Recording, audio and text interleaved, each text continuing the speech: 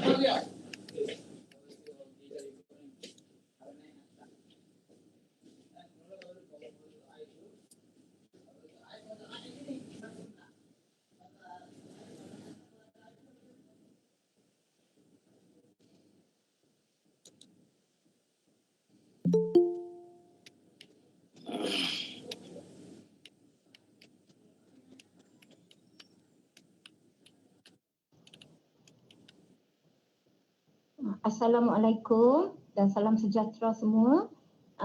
Kita sekarang sedang menunggu Prof. Dr. Yamin Yassin untuk datang merasmikan webinar kita. Okay, so minta sementara kita menunggu yang lain tu boleh pastikan dia off mikrofon dan kalau nak off video juga, okay, supaya perjalanan webinar kita boleh berlaku dengan lancarnya. Terima kasih.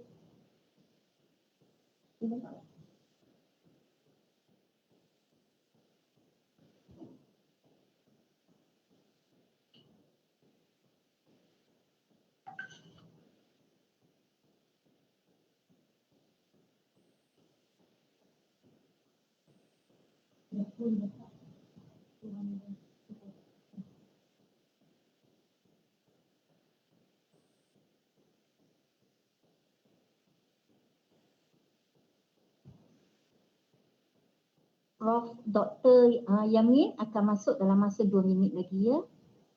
Terima kasih.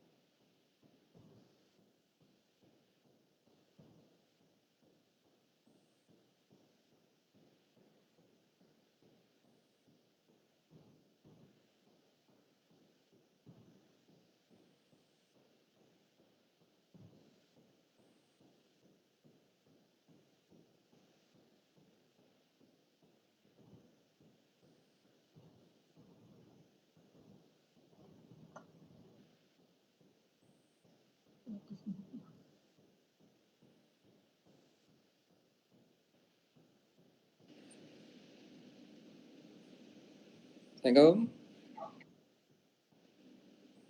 Waalaikumsalam. Okay, I think dah boleh mulalah, insyaAllah. Okey, Prof ya. Ya. Okey. Bismillahirrahmanirrahim. Yang berusaha Prof. Dr. Yamin Yassin, Rektor UiTM Cawangan Negeri Sembilan. Yang berusaha TS Dr. Ratna Zuwani binti Ramli, Koordinator Fakulti Sains Komputer dan Matematik UiTM Negeri Sembilan. Yang dihormati ahli panel yang diundang dari Cyber Security Malaysia, Suruhanjaya Komunikasi dan Multimedia Malaysia dan Universiti Selangor. Assalamualaikum dan salam sejahtera. Selamat datang ke program Bicara Santai, Cabaran, Etika dan Terokai Dunia Maya dengan Al-Quran, anjuran FSKM UiTM Kuala Pilih. Pertama kali saya ingin mengucapkan ribuan terima kasih kepada para peserta yang telah menyertai program kami pada hari ini. Kalau tengok di sini penuh ya, 250. Alhamdulillah. Untuk lebih memberkati majlis, kita jemput Dr. Muhammad Asif untuk membaca doa. Terima kasih kepada moderator. Al-Fatihah.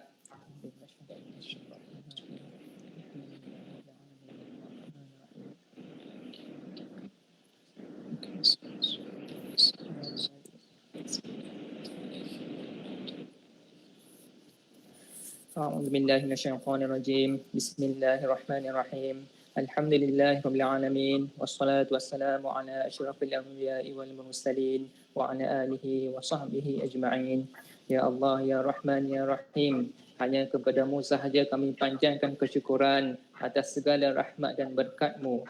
Bersempena dengan majlis pada hari ini, kami memohon hidayah dan taufikmu. Kurniakanlah kesejahteraan dan kebahagiaan kepada kami. Bukakanlah hati-hati kami, lapangkanlah dada-dada kami supaya kami dapat mengisi ilmu dan pengetahuan yang berguna untuk agama, bangsa dan negara.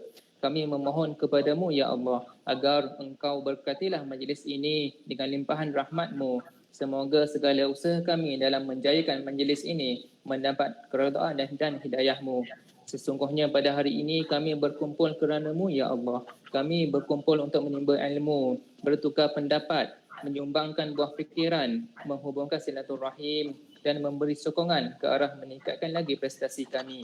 Kami memohon kekuatan dari hadrat-Mu ya Allah supaya kami yang hadir pada hari ini agar kami dapat melaksanakan segala kebajikan, dan kami memohon perlindungan kepada-Mu ya Allah daripada melakukan segala keburukan.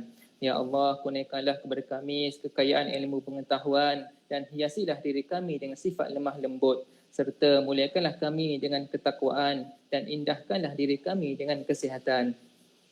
Rabbana atina fid dunya hasanah wa fil akhirati hasanah wa qina azabannar. Wa sallallahu ala sayidina Muhammadin wa ala alihi wa sahbihi wasallam. Subhana rabbika rabbil izzati amma yasifun wa salamun alal mursalin walhamdulillahi rabbil alamin. Amin, amin, amin ya rabbal alamin. Saya Nulis Osman bertindak sebagai moderator bagi program Bicara Santai ini. Setelah digemparkan dengan ancaman pandemik COVID-19, masyarakat telah merubah pola kehidupan dengan norma baru yang meningkatkan tahap kebergantungan kepada teknologi dalam talian untuk komunikasi dan kehidupan harian kita. Oleh itu, tajuk-tajuk yang akan dikongsi pada hari ini memang amat relevan dengan kehidupan kita sekarang. sukacita saya ingin memaklumkan tentang perjalanan sesi webinar kita pada hari ini. Bicara santai ini terbahagi kepada 3 sesi. Sesi pertama pada pukul 10 hingga 11 oleh panel dari Cyber Security Malaysia, Puan Elina Abdul Mubin dengan tajuk Sentiasa Bijak, Sentiasa Selamat. Adakah anda Fasih digital? Sesi kedua pada pukul 11 hingga 12 tengah hari oleh panel Suruhanjaya Komunikasi dan Multimedia Malaysia, Puan Saidatul Ashikin binti Hassan dengan tajuk Klik dengan Bijak. Apa yang salah luar talian tetap salah dalam talian. Sesi ketiga dengan tajuk Terokai Sains Teknologi Engineering dan Matematik STEM dalam Al-Quran oleh panel Tuan Muhammad Nazir bin Muhammad Khalid. Tanpa melengah masa lagi, kita menjemput Prof. Dr. Yasin untuk merasmikan program Bicara Santai. Dipersilakan. Bismillahirrahmanirrahim. Terima kasih Puan Moderator, Puan Nulis, Yang Berusaha, PM Dr. Halim, Timbalan Rektor Iwan Akademik UiTM Cawangan Negeri Sembilan, Yang Berusaha Encik Zulhimi, Timbalan Rektor Iwan Pelajar, Yang Berusaha Dr. Nulis, Timbalan Rektor PJI, Yang Berusaha Dr. Ratna Zuarni, Koordinator Fakulti Sains Komputer dan Matematik UiTM Negeri Sembilan. Yang saya hormati kesemua panel-panel yang kita jemput pada hari ini, Puan Elina daripada Cyber Security Malaysia, Puan Saidatul Ashikin daripada Suruhanjaya Komunikasi dan Multimedia Malaysia, Tuan Muhammad Nazir dari Pengajian Asasi, Pusat Pengajian Asasi, dan terima kasih kerana sudi menerima jemputan daripada pihak kami sebagai panel program Bicara Santai yang berlangsung hari ini.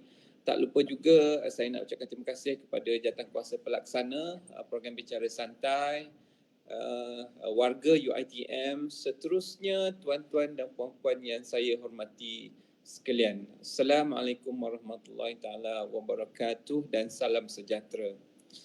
Alhamdulillah, bersyukur kita kepada Allah Subhanahu Wa Taala kerana dengan izin dan limpahnya dapat kita bersama-sama pada program Bicara Santai dengan tajuk Cabaran, Etika dan Terokai Dunia Maya dengan Al-Quran. Saya difahamkan program ini juga dapat ditonton melalui live streaming dan saya juga ingin mengucapkan tahniah dan syabas kepada semua ahli jawatankuasa pelaksana atas usaha yang telah dilakukan untuk menjayakan program ini. Program Bicara Santai hari ini adalah bertujuan untuk berkongsi maklumat terutama berkaitan dengan penggunaan teknologi selari dengan kebiasaan baharu atau sekarang ini lebih dikenali sebagai norma baharu. Secara langsung, program ini bukan sahaja berkongsi maklumat baru, malah dengan usaha sama yang julung kali di antara Cyber Security, MCMC dan Unicel dengan UiTM Negeri Sembilan dapat diteruskan pada masa-masa yang akan datang. Pengajuan program ini juga saya harapkan turut mampu menjadi pandu arah kepada mahasiswa dan mahasiswi untuk lebih arif dan sensitif dengan keselamatan dalam penggunaan sistem dalam talian di masa akan datang. Semoga program ini dapat memberi manfaat kepada semua staf dan juga pelajar. Di kesempatan ini juga saya sekali lagi nak ucapkan jutaan terima kasih kepada semua pihak yang terlibat secara langsung atau secara tidak langsung dalam menjaya program ini dan insya-Allah saya doakan agar program ini dapat berlangsung dengan lancar dan mendapat manfaat dan dapat beri manfaat kepada kita semua. Saya juga nak mohon maaf di sini kerana tidak dapat turut serta untuk bersama-sama program ini sebab disebabkan kekangan tugas yang mana saya akan ada perbincangan berkenaan dengan perkara-perkara lain selepas ini. Saya nak ucapkan terima kasih kepada semua yang ada dalam talian ni. Dan dengan itu, insya-Allah saya doakan agar program ini akan berjaya. Saya sudahi ucapan dengan wabillahi taufiq wal hidayah. Wassalamualaikum warahmatullahi taala wabarakatuh. Back to you, Puan Nulis. Thank you. Terima kasih, Prof. Semoga bicara santai kita ni mencapai matlamat yang dihasratkan. InsyaAllah, insyaAllah. Okay, terima kasih. Okay, kita teruskan. Panel pertama kita, Puan Elina Muhammad Mubin, adalah eksekutif dari Outreach dan Komunikasi Corporate Cyber Security Malaysia untuk program Cyber Safe, bertanggungjawab terhadap pengiklanan berkaitan media massa dari radio, televisyen dan media cetak selama 6 tahun. Sebagai seorang ibu kepada 2 anak, Puan Elina menekan kepada pendidikan berkenaan keselamatan di alam cyber, terutama tip perlindungan kanak-kanak terhadap jenayah di dalam talian melalui modul Cyber Safe dan Cyber Parenting yang dibangunkannya. Beliau adalah pejuang kepada kempen melayari alam cyber secara selamat kepada golongan remaja, kanak-kanak serta kaedah pemantauan pelayaran dalam cyber kepada ibu bapa. Dipersilakan Puan Elina Muhammad Mubin. Assalamualaikum semua. Elina binti Mubin di Cyber Security Malaysia. Terima kasih Puan Moderator. Saya ucapkan beribuan terima kasih pada semua pihak UiTM Mara Negeri Sembilan untuk peluang ini. So sebelum saya mula saya punya slides, izinkan saya bercakap dalam 2 bahasa. Saya punya slides pun ada juga dalam English dan bahasa. Okay, saya akan mula.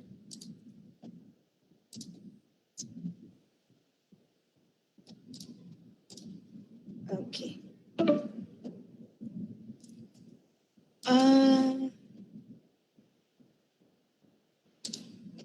Nampak tak slides? Belum Puan Elina. Oh belum. Okay, sekejap it says it's sharing my screen. Ya, macam present Still? your Hold on. Sekejap. Saya cuba last sekali. Share screen. Okay, nampak? Slides nampak? nampak. Okey, sekarang nampak. Okay. Okay, so topik pada hari ini, sentiasa bijak, sentiasa selamat, dan adakah anda fasih digital? So sedikit pasal landscape cybersecurity Malaysia, kita ada berbagai departments. One of our departments is Cyber 999 Help Center, bawah MyCert. Then we have digital forensics. Then we have others, and yang saya dari bahagian outreach Cyber Safe Malaysia. So tujuan kami, we will go out to the public, from peringkat sekolah rendah, menengah, universities, private sector dan government sector, memberi topik-topik kesedaran keselamatan cyber. Okay. So a little bit more about outreach. Our objectives is menaman nilai murni yang kukuh, menyediakan penyelesaian berkaitan keselamatan cyber, menyediakan rangkaian sokongan dan membina kewargaan digital. For more information, kita boleh layari laman kami di CyberSafe Facebook, IG dan Twitter. Dan for program CyberSafe, CyberSafe means cybersecurity awareness for everyone. So apa itu CyberSafe? Ialah inisiatif pengajaran dan peningkatan kesedaran. Program kesedaran untuk pengguna internet di Malaysia supaya menjadi lebih caknah terhadap isu-isu berkaitan keselamatan cyber. Bagaimana dengan falsafah CyberSafe? Okay, so we've adapted CyberSafe concept from Professor Dr. Syed Muhammad Nakib Al-Atas. So he had talked about the concept of awareness, discipline, attitude, and best practices. So to apply in our online environment, we want to prepare or teach the workers on IT assurance, and also for the students on the adab or the principles of adab. So more details about adab, kesedaran, which is A, or in bahasa kesedaran, awareness, mengetahui dan sentiasa selamat. Apabila kita layari laman web, we must always keep abreast, educated about ancaman-ancaman yang is in the cyber world. And also maintain that discipline mengenai etika. Okay, tingkah laku kita, pemikiran positif, berbudi bahasa, saling memuhati dan manage our screen time. We also have ways to manage our screen time in terms of digital detox dan sebagainya. Dan amalan terbaik di aplikasi semasa melayari internet. So these principles of adab kita sentiasa cemented, mengukuhkan apabila kita apply any work or any forms of teachings online. So we have also come up with a National Cyber Ethics Initiative, pembangunan inisiatif etika cyber. One of our main objectives ni is to menghasil satu struktur dan perancangan langkah kerja komuniti cyber yang mampan dan harmoni melalui inisiatif etika cyber.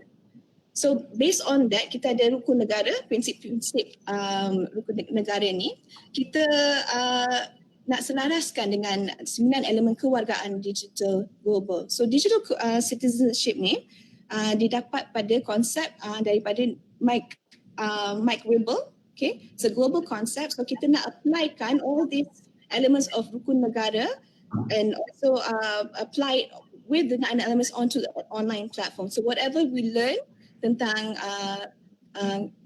kesebanan dan kesusulan in our rukun negara, we want to apply all those ethics and moral values onto the digital world.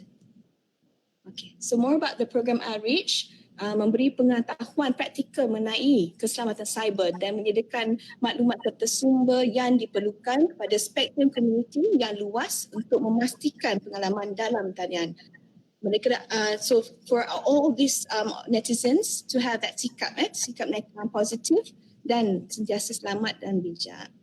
So more about cyber safe security awareness. One is to menyediakan rangkaian sokongan, menaman nilai murni yang kukuh, membina kewargaan digital dan menyediakan penyelesaian berkaitan keselamatan cyber. One of our initiatives dengan SID, Safer Internet Day, is a global event. So Malaysia ni, di Malaysia SID telah dilaksanakan sejak tahun 2010 dan Cyber Security Malaysia merupakan agensi peneraju di dalam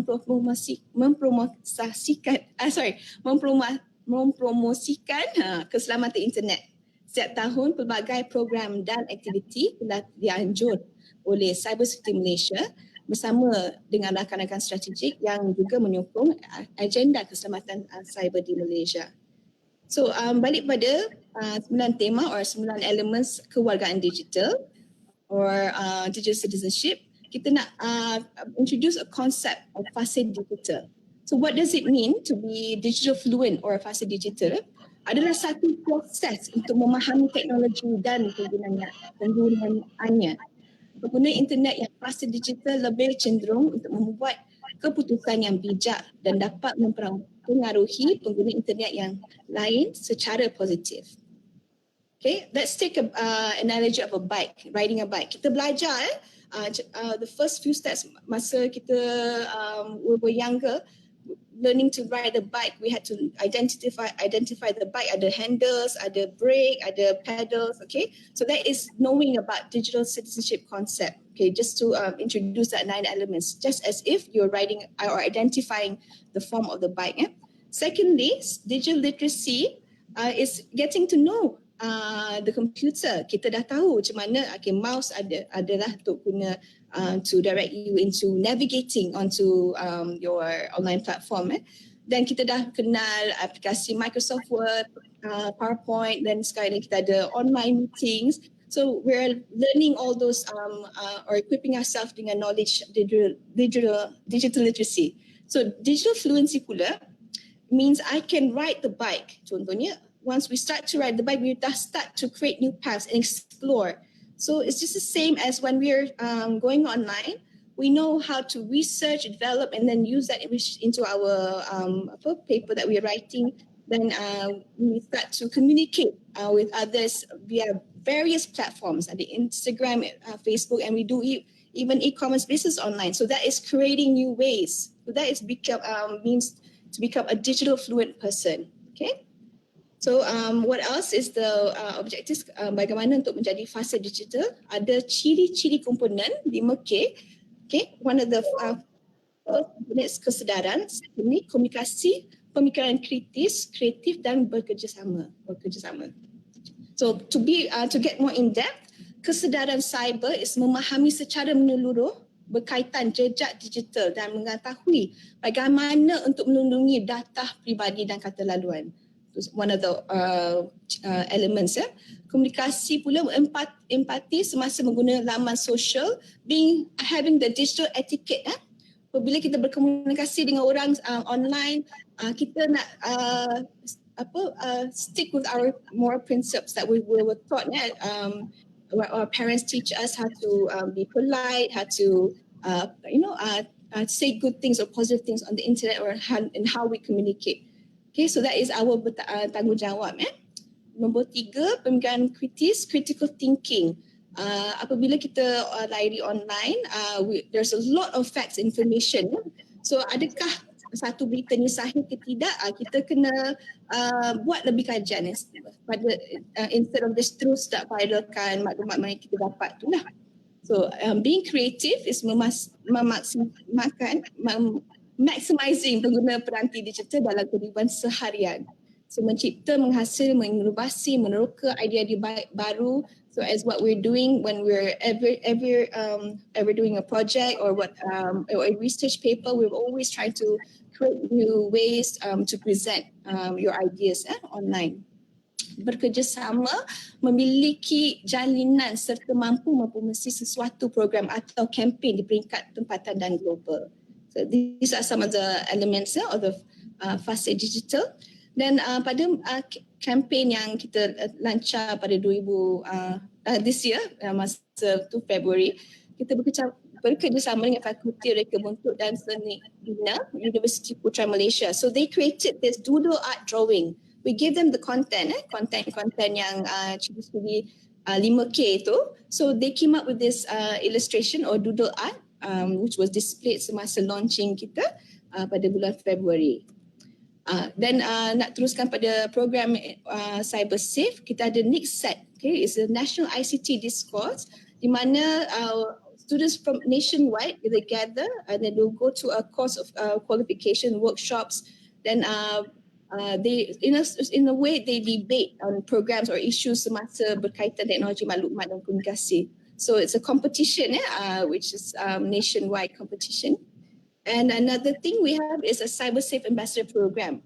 Where ni kita nak create a conducive and healthy cyber safe and learning environment. So with we only have beberapa speakers speakers in the cyber safe program. So we also train others dengan konten-konten kita ada from cyberbullying, ancaman sexual grooming, cyber parenting dan sebagainya. For them to turunkan ilmu kepada sekolah. Okay, so they become that ambassador, cyber safe ambassador. Then ada mentor program, menupuk konsep program mentoring sebagai abang dan adik, okay, melalui saluran komunikasi terbuka yang wujud antara pelajar-pelajar institut pengajian tinggi dan adik-adik mereka yang lebih muda di sekolah rendah dan menengah.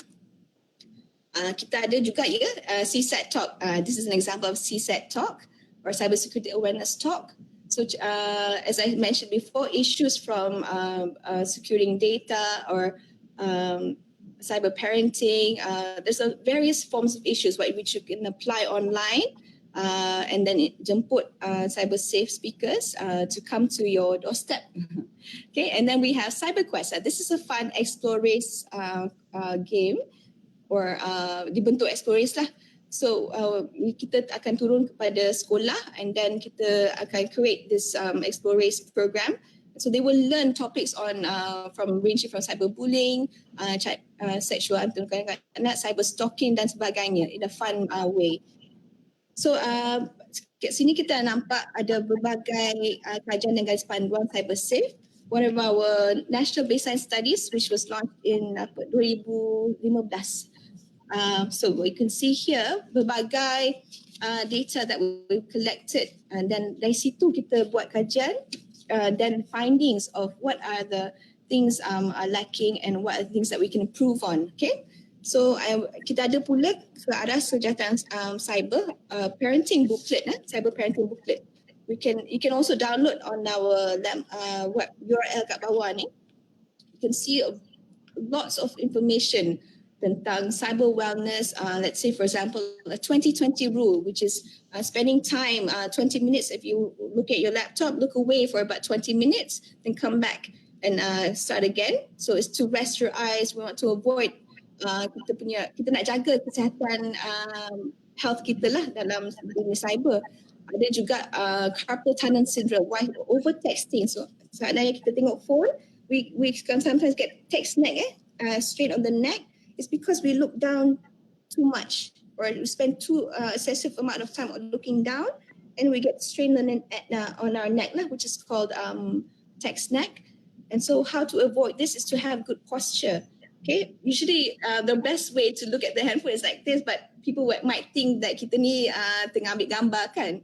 But sebenarnya the best way is to look at the handphone like just like this, or avoid looking down on the phone or spending too much on our gadget. Yeah.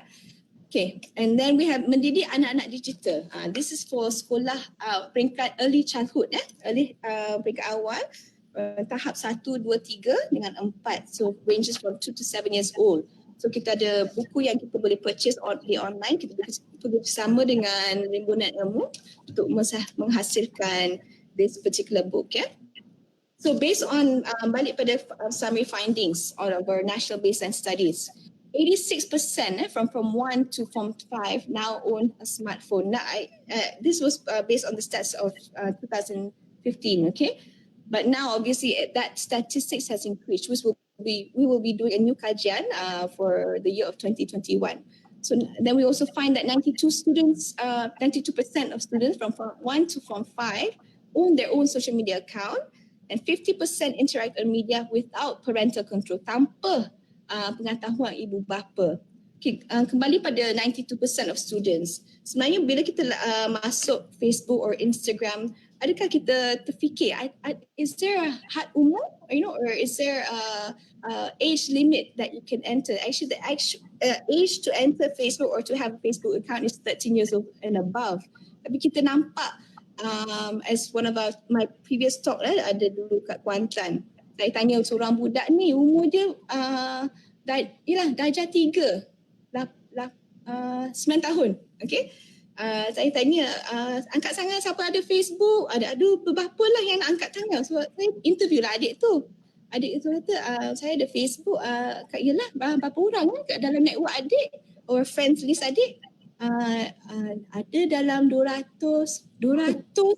Saya terkejut kan, as a parent and as a mother, I got shocked, okay, about that, the numbers of friends. So I tanya dia, saya minta izin, saya guna phone saya, minta dia buka account dia, dan dia scroll down, look out, okay, maybe about 15 pada kawan dia, network dia was his relatives and friends, about 15 to 20. The rest were people that he just terima friend request saja. Okay, ada from adults kan, ada peringkat dewasa. Kenapa pula seorang pakcik ni nak jadi kawan adik? Apa tujuan dia kan? Kenapa? So I asked the family or the parents if they were aware, and they weren't aware. Dia tak tahu pun anak dia ada sampai 200, and main terima je friend request kan. Oh, saya ada 200 kawan, kau ada berapa kan? They have that competition lah kan, amongst peringkat umur sekolah rendah saja dah start macam tu. So kita sebagai Facebook account holder or Instagram holder, we must filter, or every month kalau boleh filter our network to see whether they are really our friends or not, just to protect ourselves lah. Sebab di situ dah start dah ancaman antun sexual grooming. Okay, dan sekarang ni dah ada law cyber sexual grooming law, which we can we can stop the crime before it gets into physical crime lah. So while the criminal tu tengah antun or groom your child online tu, kita dah nampak kalau anak kita beritahu, mama ada orang ni nak kawan dengan adik lah, tapi dia tanya bukan lah. So that communication between your child tu dah elok dah, that he told you kan. Okay, so as a parent, what do I do next? Adik ni adakah I satu rampas handphone dia? No, you cannot have a handphone. Why are you talking nonsense? Or do I act, okay, saya tengok ni, saya screenshot maklumat ni, then saya boleh ambil tindakan untuk report.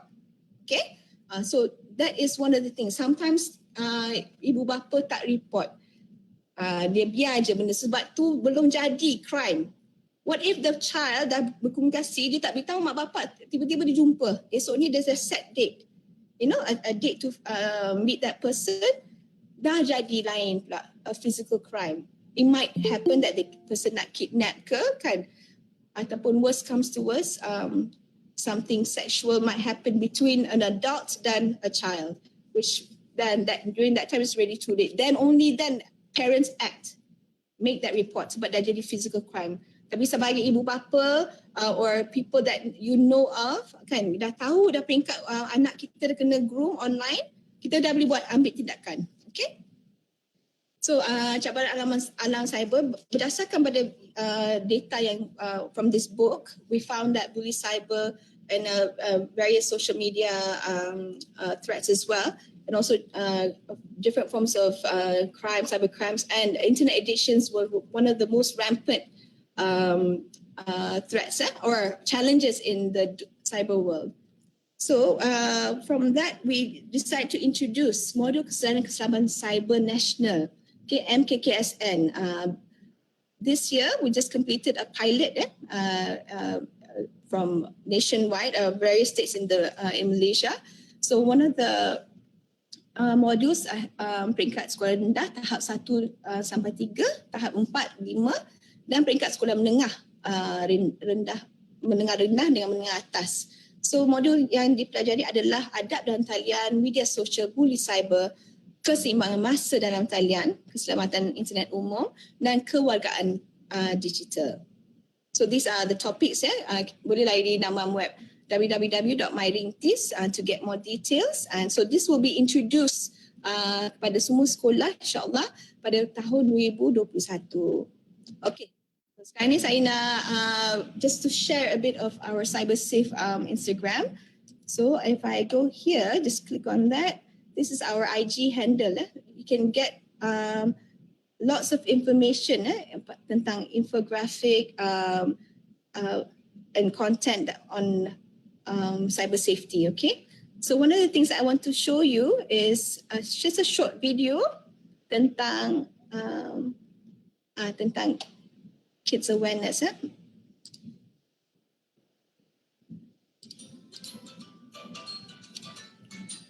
Sepenuhnya tak kenal pun. Belak celak. Kawan tahu tak, bercakap atau berborak dengan orang yang kita tidak kenal adalah bahaya. Jangan berikan nama, alamat rumah dan nombor telefon kepada orang yang tidak dikenali semasa dalam talian. Kawan-kawan, kita kenalah minta izin ibu bapa sebelum melayari internet.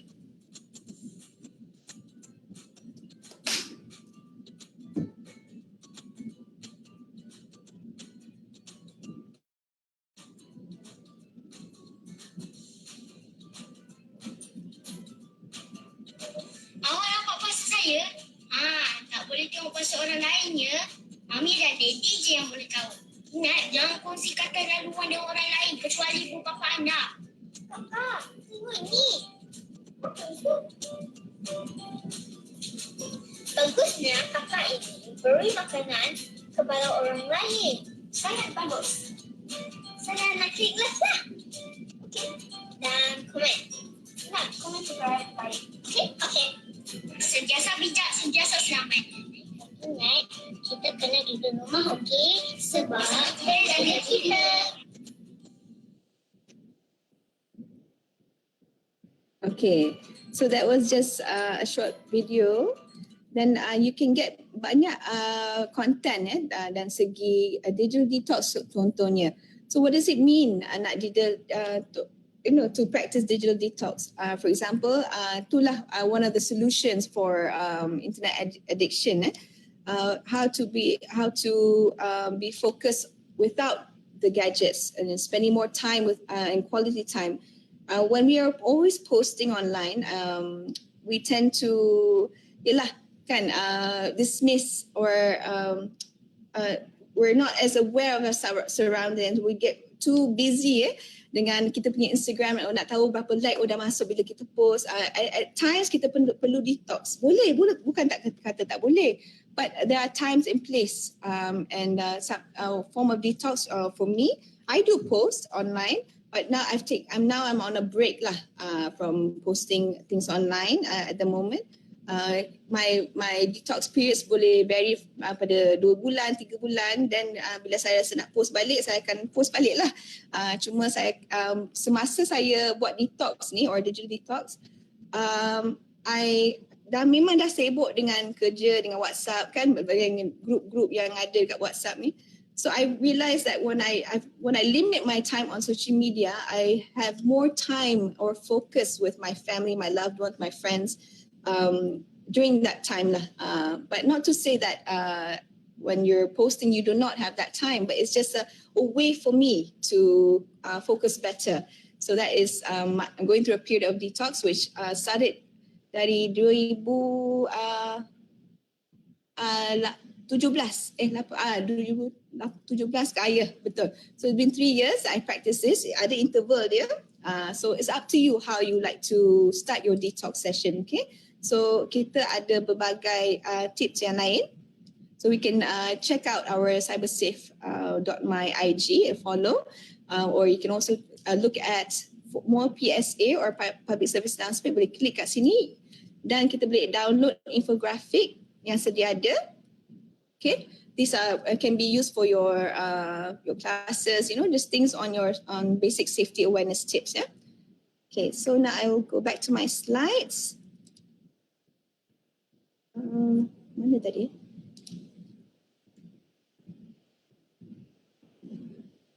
Sorry, sebentar. Okay, kita ada satu lagi video tentang phishing or pancingan data.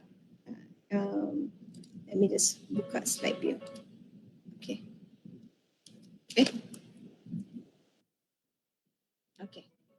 This is James. James is a chatty kind of guy. He's always on his phone chatting with someone. James receives a text offering him a free phone. He never passes up on free things.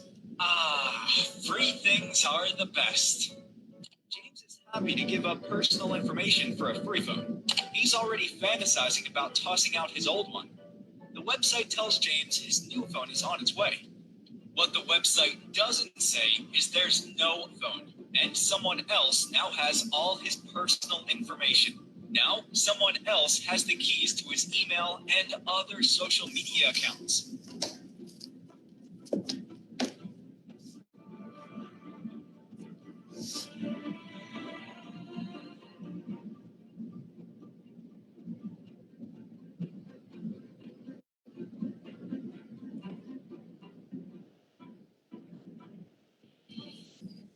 Okay, that was just a short video on phishing.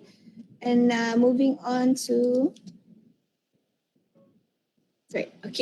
I'm coming towards the end of the slides. Okay, this is one of the campaigns that we did, hashtag #MyViralVows masa 2017 kalau tak silap, okay, dengan Safer Internet Day.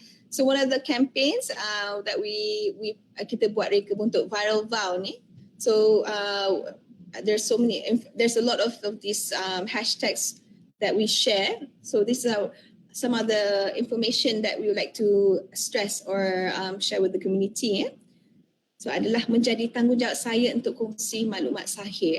Then so every time we apply our principles on online tu, we always want to have that sikap positif and at the same time jaga etika digital kita apabila kita layari internet and then start communicating with our friends and family. So with that, if any cyber reports that you may have, boleh report kepada talian Cyber 999.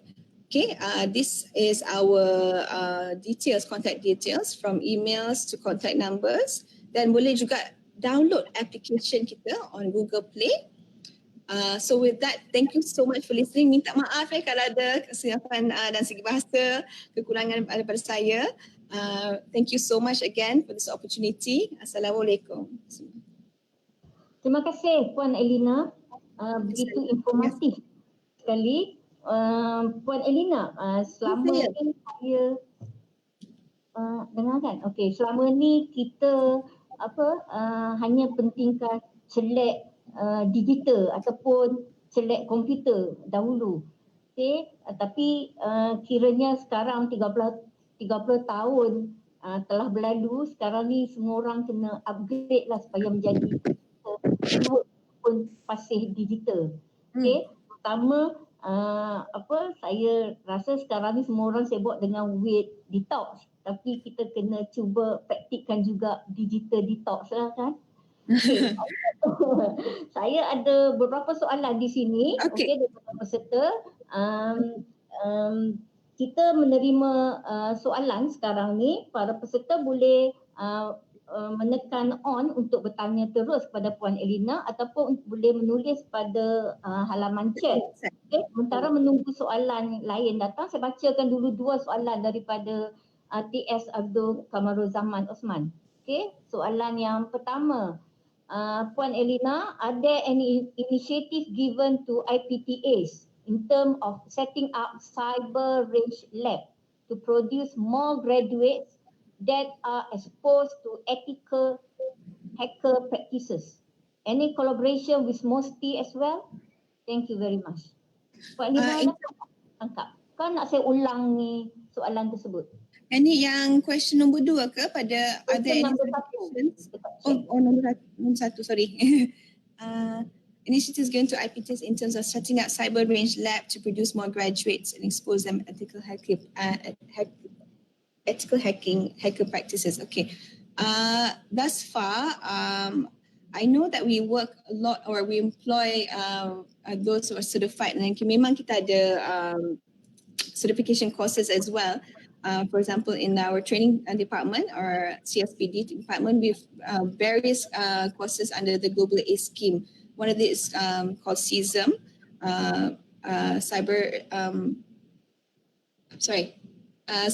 certification awareness, okay, management, okay. In terms of producing or working collaboration with more graduates, at the moment I'm not the best person to talk to, but I can direct your inquiry to the HR department. And I can get back to you. Boleh tak Puan nulis? Boleh. Saya akan liaise dengan TS atau sebab saya bagian outreach department on cyber safe content. So it's the best person to ask will be on our HR department lah. So saya boleh tuju soalan Cik Ahmad ni kepada HR department kami. Okay. Puan Elina, soalan yang kedua tu certification. I think you mentioned just now about certification yang offered kan by cyber security. I suggest that you visit our website www.cybersecurity.my, and then on the training department service or certifications that is awarded under the Global A scheme tu, there's detailed detailed courses di situ yang kita boleh certify orang pada public sector lah, anyone from the working field can be certified, and it's an exam that they take. So you can check out our website at www.cybersecurity.my for more information on this. Okay, thank you. Ada soalan lain?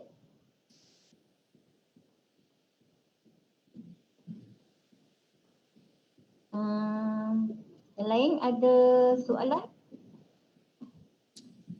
Tentang ni kalau just if you want to know more information, saya sangat galakkan to download yang cyber safe parenting tips so di sini boleh dapat beberapa maklumat tentang kesejahteraan cyber, ancaman kesihatan cyber. Okay, can download all this on our www.cybersecurity.my.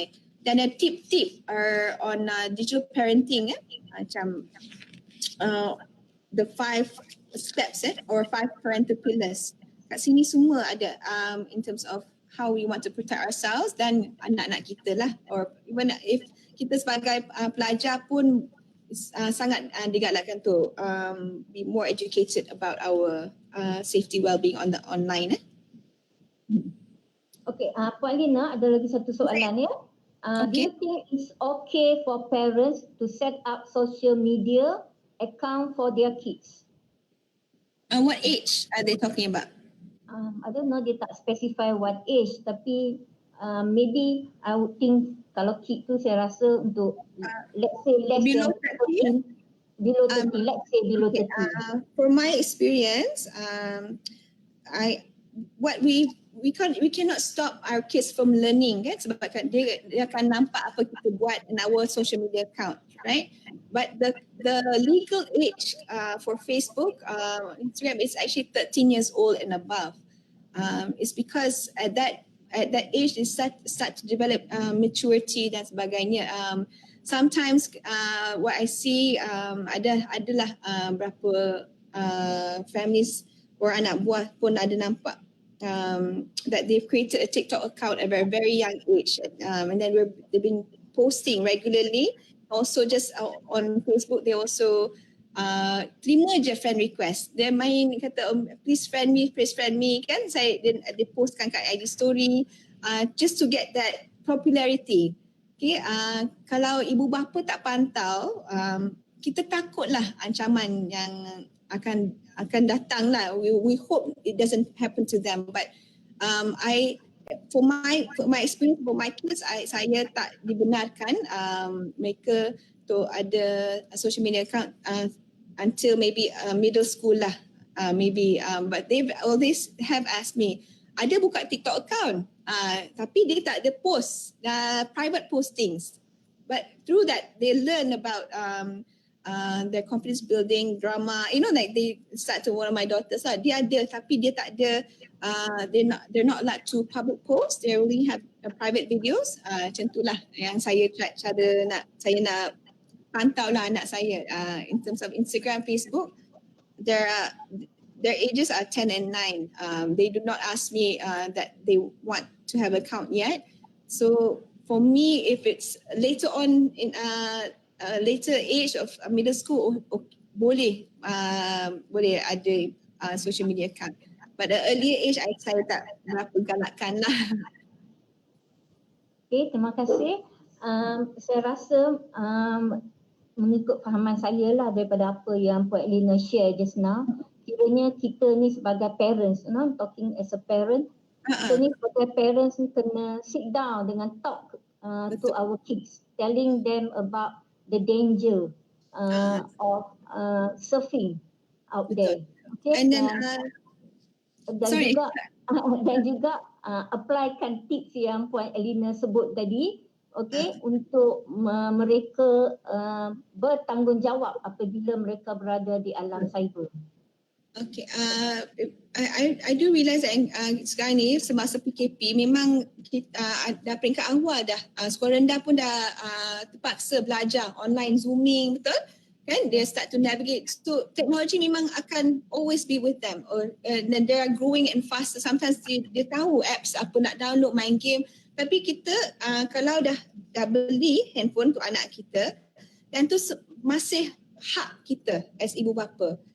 Okay, we can manage their screen time. Secara saya manage anak saya screen time, abang 20 minit dia akan pinjam abah dia punya phone. Saya akan tahu, ni sikit lah saya tengok pantau apa game dia main, tapi dapat 20 minit dalam sesi tu. Okay, lepas tu buatlah benda lain, kan? They rest. So they not always peringkat yang addicted. Saya tak nak anak saya jadi addicted to the handphone. Sama, but we have to apply sebagai ibu bapa those examples. Bagaimana apabila kita balik rumah, kita charge handphone or nak start sibuk dengan uruskan hal-hal rumah, masak. Do we attend, nak tengok sekejap, tengok handphone. So kalau kita cakap dengan anak-anak kita, no handphone at the dinner table, tapi kita sebagai ibu bapa start main handphone, tengok WhatsApp. Oh ni WhatsApp kerja ni kena perlu tengok, kan? We are always looking down. So what is the message and we are sending to the children? So kita sebagai the first example, the role models. So when they see us spending less time on our digital devices, tak adalah sekali kita pergi tempat kita nak ambil gambar. Memang we want to create memories, and sometimes we use platforms sebagai social media dan Instagram untuk store our album lah, kan, online album. But at the same time, when we're busy posting or uploading our Instagram or Insta story lah, kan, we sometimes sending that message that, okay, if it's okay for you to do, then I could do the same when I'm older. I could spend as much time as you are spending. Tapi what you're telling me, you cakap dengan saya, hanya 20 minit ataupun 30 minit je. But kita ni sebagai ibu bapa, macam mana or what examples lah, kalau boleh kita sendiri nak kena manage our screen time. Itu saja. Okey, terima kasih. Saya ada soalan lagi, ada 2 lagi soalan ni. Okey, apa pandangan Puan terhadap video porno yang ada dalam Facebook yang tidak baik ditonton oleh anak-anak kecil? Bukan sahaja mereka yang dewasa pun rasanya tak baik untuk ditonton. Okay, bagi saya, one recent example, anak saya sendiri, okay, as much as I preach about cyber safety practices, saya terkejut apabila saya dah tengok dia history anak saya punya ni, dia type or dalam kat YouTube bogil women, okay. And then I tanya, abang ni apa ni? Saya, hari tu dia terus terang dia cakap, hari tu pergi rumah neighbor, okay. Dia cakap start surfing, he start to learn how to surf on YouTube through his friend's handphone. Those are influences, and sometimes, and then as he's actually just 10 years old, but dia tengah hormones dia he's as if he looks like 13 years old. He's developing very fast. So I asked him about that. So what did you find? What images? Saya tengoklah history dia. So I realized that time I tak set parental control. So I didn't think, but at that age that they will start to be curious about sex, kan? Or itulah. So I told him, instead of marah dia, malukan dia, I sat down and I cakap pasal images of women. When you look at this, do you think it's a negative or positive image? Kan, kita sebagai ibu, macam dengan nenek kan, tengok nenek, your adik, your sister, is that the image that you want to instill in your mind? Kan, I tanya dia balik. Do you think it's good or a bad thing to look at when you tengoklah those videos? So it must be a constant reminder. Dia akan still be curious. It's just that lama-lama dia akan guna akal lah, bijaksana lah, and nilaikan what they see online, whether it's good or bad. But sometimes kita kena let them explore to become digital resilient. Ada ramai peringkat remaja dan youth, dia kata let us explore, janganlah jadi helicopter parent, tengok je apa stalk je kita kawan dengan anak kita, kita tengok dia punya action, terus komen, kenapa lu tak upload gambar ni, that's mine, yang tu jadi helicopter parenting, and then they become shy and or close kan, they create another account tanpa ibu bapa. Dan dari pula bullies, ada orang yang nampak as a very good student, but then belakang keyboard jadi keyboard warrior ataupun bully cyber. Kan now recently UNICEF has did this online platform, lives online seminar. They talked about cyberbullying and then child sexual grooming. Yang baru ni 94% dalam artikel Malaysia kini, 94% of kids are viewing porn already at a very early age. Memang kita parents pun those who do, but then when anak kita jadi tanya kita soalan macam tu, macam mana kita react kan? Do we shy away the topic atau kita marah dia, kita confiscate handphone dia, then dia terus I cannot talk to you about sex anymore, I cannot ask you because you are very they shut down. So then they create new ways to explore lah. Dia tanya pinjam handphone dia lah, ni. So bagi saya set terus filter, setting tu filter parental control kan, whoever anything that they type from bogil, sex ke apa, dia dah terhad dah. And then laptop ke, bila dia nak main game ke, is berada di tempat where I can see. So there's no back, there's no walls behind them. I can see it. Masak ke boleh jenguk, boleh dengar. Those are the rules that I set online. I do not allow to have their phones masa tidur, or my phones lah. Macam iPhone sendiri, masa nak tidur tu we shut off our phones things like that lah. So those are small examples. Okey, terima kasih. Soalan yang seterusnya, saya rasa ini yang last kali. Okay. There are certain parents still illiterate about computer and the internet, and they do not know how to control their child. How do you think to overcome this problem? Download buku tadi lah kot. Okay, that's a very good question.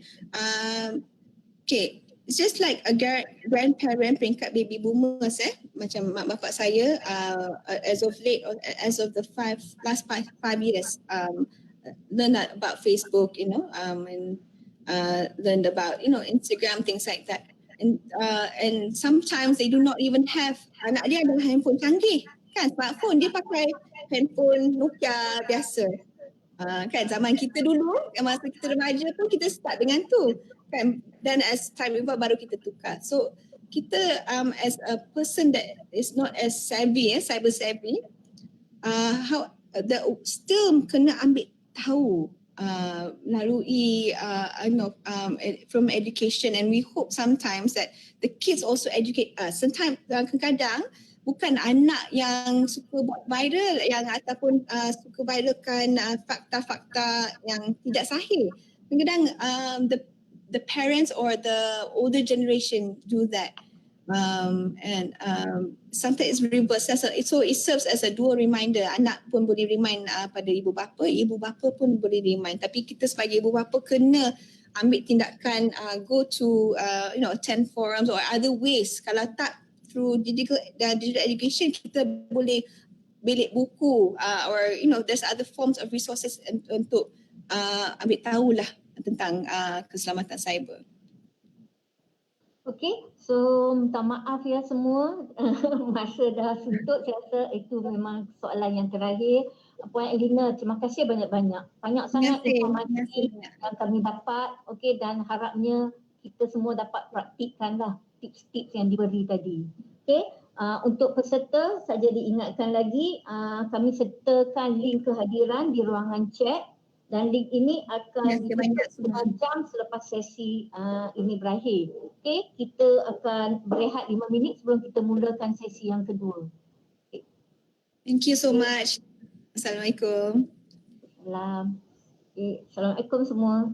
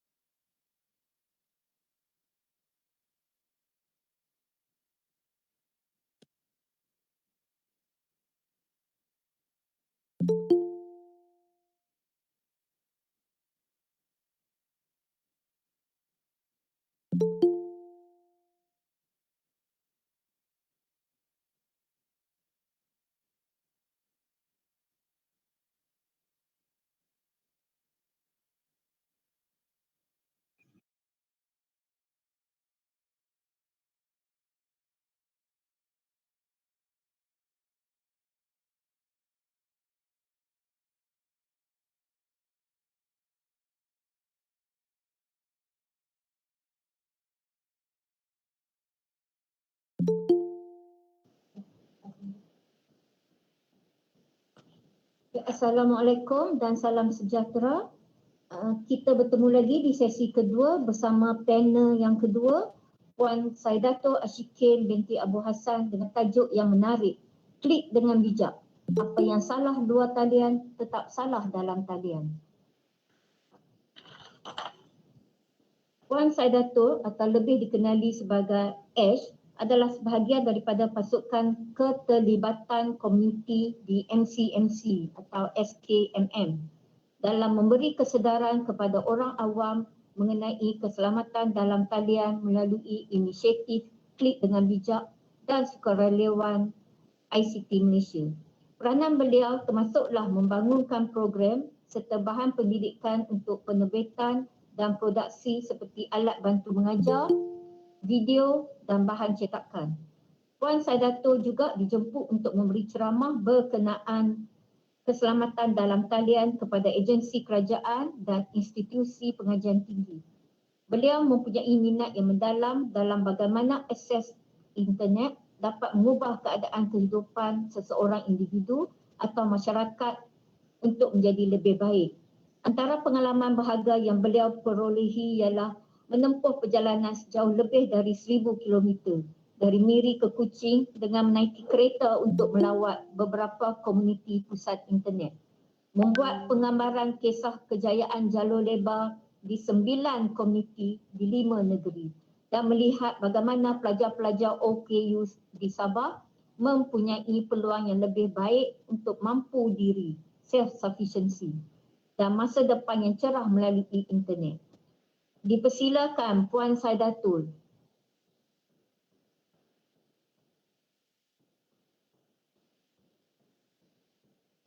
Okay, Assalamualaikum warahmatullahi wabarakatuh.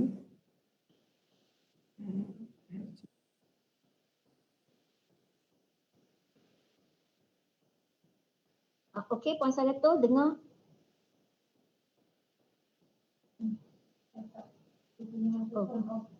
Puan Saidatul, mic off kot, tak dengar. Okay. Okey, dengar dah tapi perlahan. Okay, dengar tak? Okey. Okey. Better. Okay, sorry. Okay, so nama saya Saidatul Ashikin binti Hassan daripada MCMC, Jabatan Keterlibatan Komuniti. So Alhamdulillah saya tengok, first of all I would like to thank the organizer daripada UiTM Kuala Pilih kerana menjemput pihak MCMC untuk berkongsi pengalaman dan juga beberapa maklumat yang kita harap dapat memberi manfaat lah kepada pengguna internet di Malaysia, khususnya komuniti UiTM Kuala Pilih. Dan syabas juga diucapkan kepada anda semua kerana ni sampai dah maksimum Google Meeting. Saya pun tak boleh masuk tadi. Dah sampai 250, sampai organizer terpaksa kick out certain people, saya boleh masuk. Kalau tidak saya tak boleh masuk. So syabas diucapkan.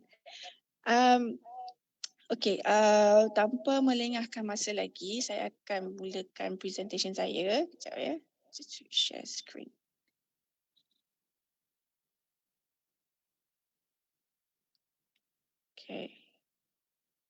Okey, tajuk kita hari ini adalah Klik dengan Bijak. Apa yang salah di luar talian tetap salah dalam talian. So, saya rasa daripada tajuk ni, tuan-tuan puan semua dapat mengagaklah apa yang kita akan dengar pagi ini daripada MCMC. Sebab untuk pengetahuan, mungkin ada overlapping sikit dengan pembentangan daripada Puan Elina Mubin tadi daripada CSM. Kerana kami memang bekerja rapat untuk memberi kesedaran kepada pengguna internet di Malaysia mengenai keselamatan dalam talian. Okay, so the more people who are engaged in this field untuk memastikan rakyat Malaysia selamat dalam talian, the better. Okay, so kalau ada apa-apa inisiatif di luar dan pihak UiTM, community, student ke staff ke boleh involve, dan anda digalakkan untuk turut serta. Okay. So before we start our slide, saya ingin menjemput tuan-tuan perempuan semua, kalau boleh sudi-sudilah like dan follow dulu kami punya social media platform ni. Kami ada Facebook kita just cari Klik dengan Bijak, Instagram pun ada Klik dengan Bijak, YouTube pun ada Klik dengan Bijak. Jadi sudikanlah melawat kita punya social media ni dan like and follow. Kita follow yang first tau, so that any update yang kita bagi nanti you all dapat the first one. Okay, dah Kalau boleh selfie sikit lah sekarang ni, katalah tengah apa online ke apa ke, and kalau you dah like nanti when you post anything sambil mendengar ni, janganlah dengar je, sebab kita kan kalau boleh nak interaktif ke is the section. Kalau tak boleh interaktif dengan saya pun sebab kita tak nak buang masa, whatever good points that you hear, share it on your social media. Buat just hashtag Klik dengan Bijak, tag Klik dengan Bijak, tapi share point-point yang kita dengar. Okay, boleh je snap picture of the slide, walaupun saya akan berikan slide ni later on kepada penganjur, tapi boleh je kalau nak snap screenshot and then just post on your social media, dia alu-alukan. Okay, bismillah. Before we start on the jenayah cyber, hak dan bertanggungjawab dan undang-undang, saya nak bawa tuan-tuan perempuan mengenali pengguna internet di Malaysia, termasuk diri tuan-tuan dan perempuan. Okay. Apa yang kita nampak sekarang ni? Manusia hari ini, we are all connected with a lot of devices. Okay, there's like, kita tak ada lagi 2 tangan, 2 kaki, 2 mata, 2 telinga, 1 hidung, 1 mulut. Kita ada satu lagi anggota badan, which is, or maybe more than that, anggota badan. Kita connected to our laptop, we're connected to our phone. Phone especially kan, tak lengang daripada tangan.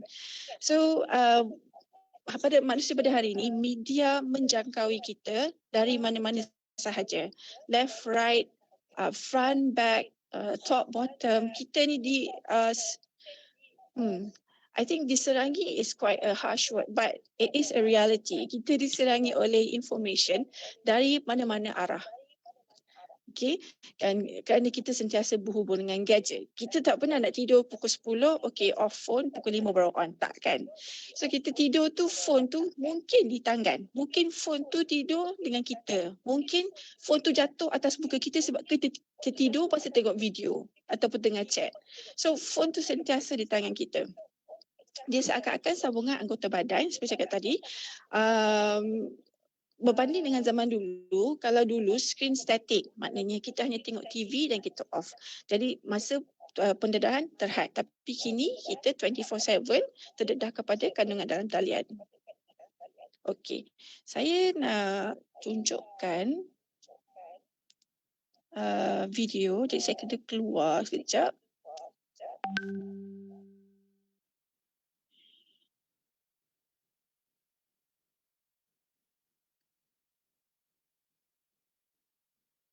Okey.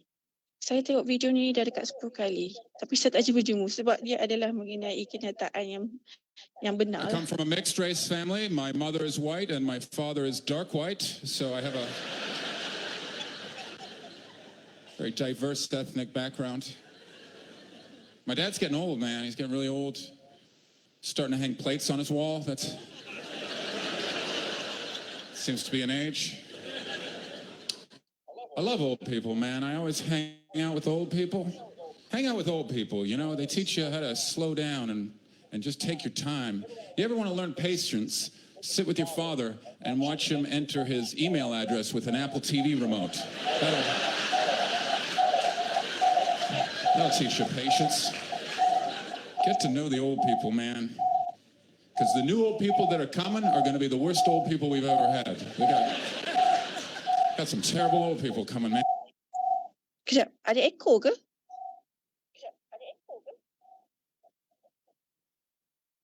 organizer? Ada echo ke? Tadi ada, bila you stop terus okey. Oh, okey, kejap. Apa salah ni?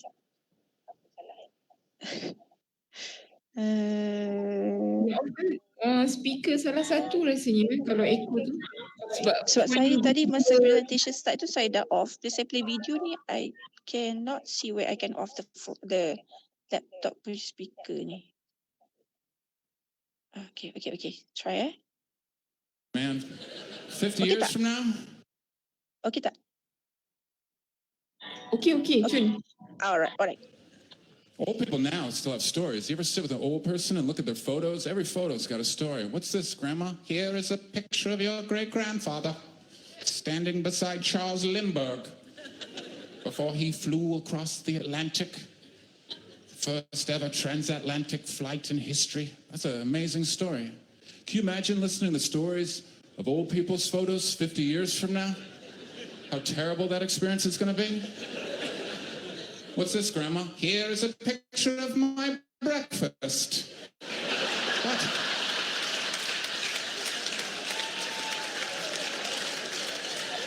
What a breakfast. And here are some shoes I once thought about buying. And here is the wing of a plane. And here is the weather forecast. Here is a picture of your great-grandmother staring at herself in the bathroom mirror. And here are 12 more of that exact same photo. Look! Okay, so apa pendapat anda semua? So I have to stop sharing. Okay.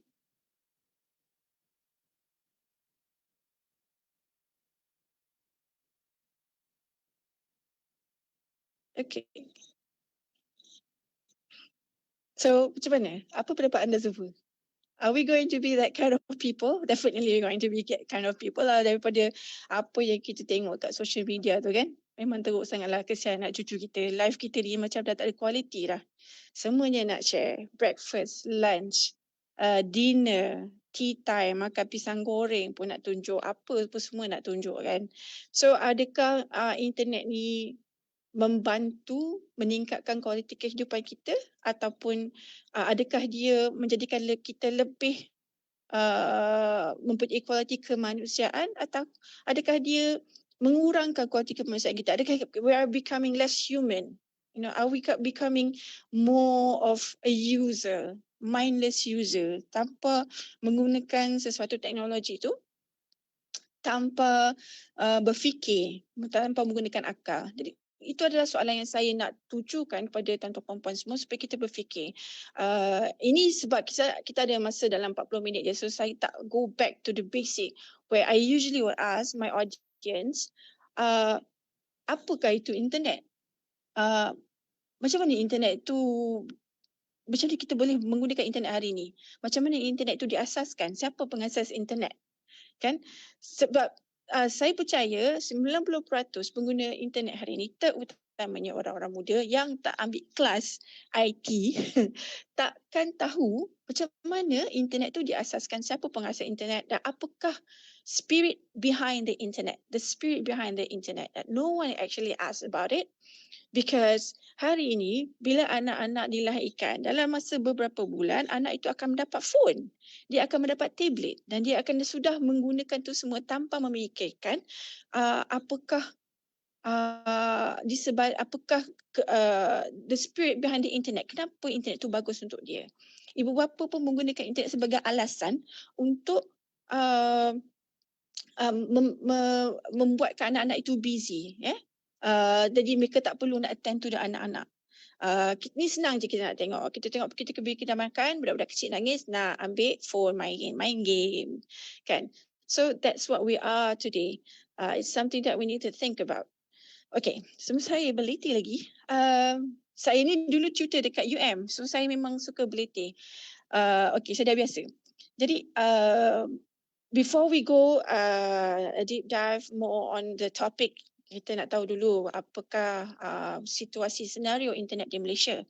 Jadi, bilangan pengguna internet di seluruh dunia kini telah mencecah 4.5 bilion dengan cepatnya, dengan jayanya lah. This is from October 2019. Kepada mereka yang sukakan maklumat yang begini, boleh pergi ke website We Are Social. Dia ini adalah satu, if I'm not mistaken, NGO. I mean, they also make profit, but these are the kind of data that they produce. If I'm not mistaken, every quarterly. So for this year mungkin dah ada, tapi saya nak ambil terus untuk yearly data. Jadi daripada tahun 2019 nilai yang kita dapat lebih daripada ada pertambahan daripada tahun 2018, iaitu 79 juta mereka yang menggunakan internet. Internet user total population. Okay, so internet user ada pertambahan 416 juta, dan active social media users ada pertambahan 328 juta. Okay, 48% daripada populasi dunia adalah pengguna media sosial, bersamaan dengan 3.7 bilion orang. Okay.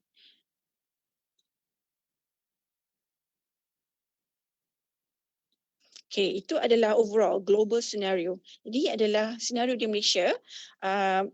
Kalau kita tengok sumber di bawah tu daripada Internet User Service 2018, yang ia adalah kajian tahunan yang dijalankan oleh MCMC. Kita gunakan data ini untuk mengubah polisi kita dan untuk menggerakkan aktiviti aktiviti MCMC, basically regulatory kawasan dan also pembangunan. So setakat 2019 nanti insya-Allah tahun ini kita akan keluarkan. Setakat 2018 28.7 juta pengguna internet di Malaysia, bersamaan lebih kurang 87.4% penduduk Malaysia. Jadi kita year on year tu memang percentage tu sentiasa naik lah. Kalau kita tengok berbanding dengan tahun 2016 terdapat 24.5 juta. Jadi terdapat kenaikan di situ. Kalau kita tengok yang graf belah kanan tu, pie chart belah kanan tu, pengguna internet mengikut umur. Jadi yang paling banyak menggunakan internet di Malaysia ni adalah mereka di kalangan yang berumur 20 dan 30-an, dan 40-an tu 17.9%, so not that many. But yang lebih banyak dia adalah 20-an dan 30-an, dan yang kurang daripada umur 20 tahun terdapat 8.1% yang menggunakan. Dan chart yang belah kiri tu, yang agak pudar tu adalah mereka yang tidak menggunakan internet mengikut umur. Okay. Purata jangka masa penggunaan internet berdasarkan kumpulan umur. Jadi siapa yang paling banyak sekali menggunakan yang mengeluarkan banyak masa untuk menggunakan internet ialah mereka yang berumur 20-an dan 30-an dan juga 40-an. Okey, yang berumur 20-an 30-an ni kita suspect sebab mereka juga mengatakan like you on your WhatsApp all the time kan. Kita tak adalah pergi kerja atau pergi kelas off WhatsApp. Sebab sekarang kita gunakan social media tu bukan sahaja untuk berhibur tetapi juga untuk belajar dan also bekerja. We use it for professional use. So mungkin sebab itu jam yang masa yang dikatakan oleh responden kami, mereka meletakkan masa yang panjang. Okay. So basically yang paling banyak 23.9% mengatakan mereka menggunakan internet lebih daripada 13 jam, which is 13 to 18 hours, and also 5 to 8 hours lah.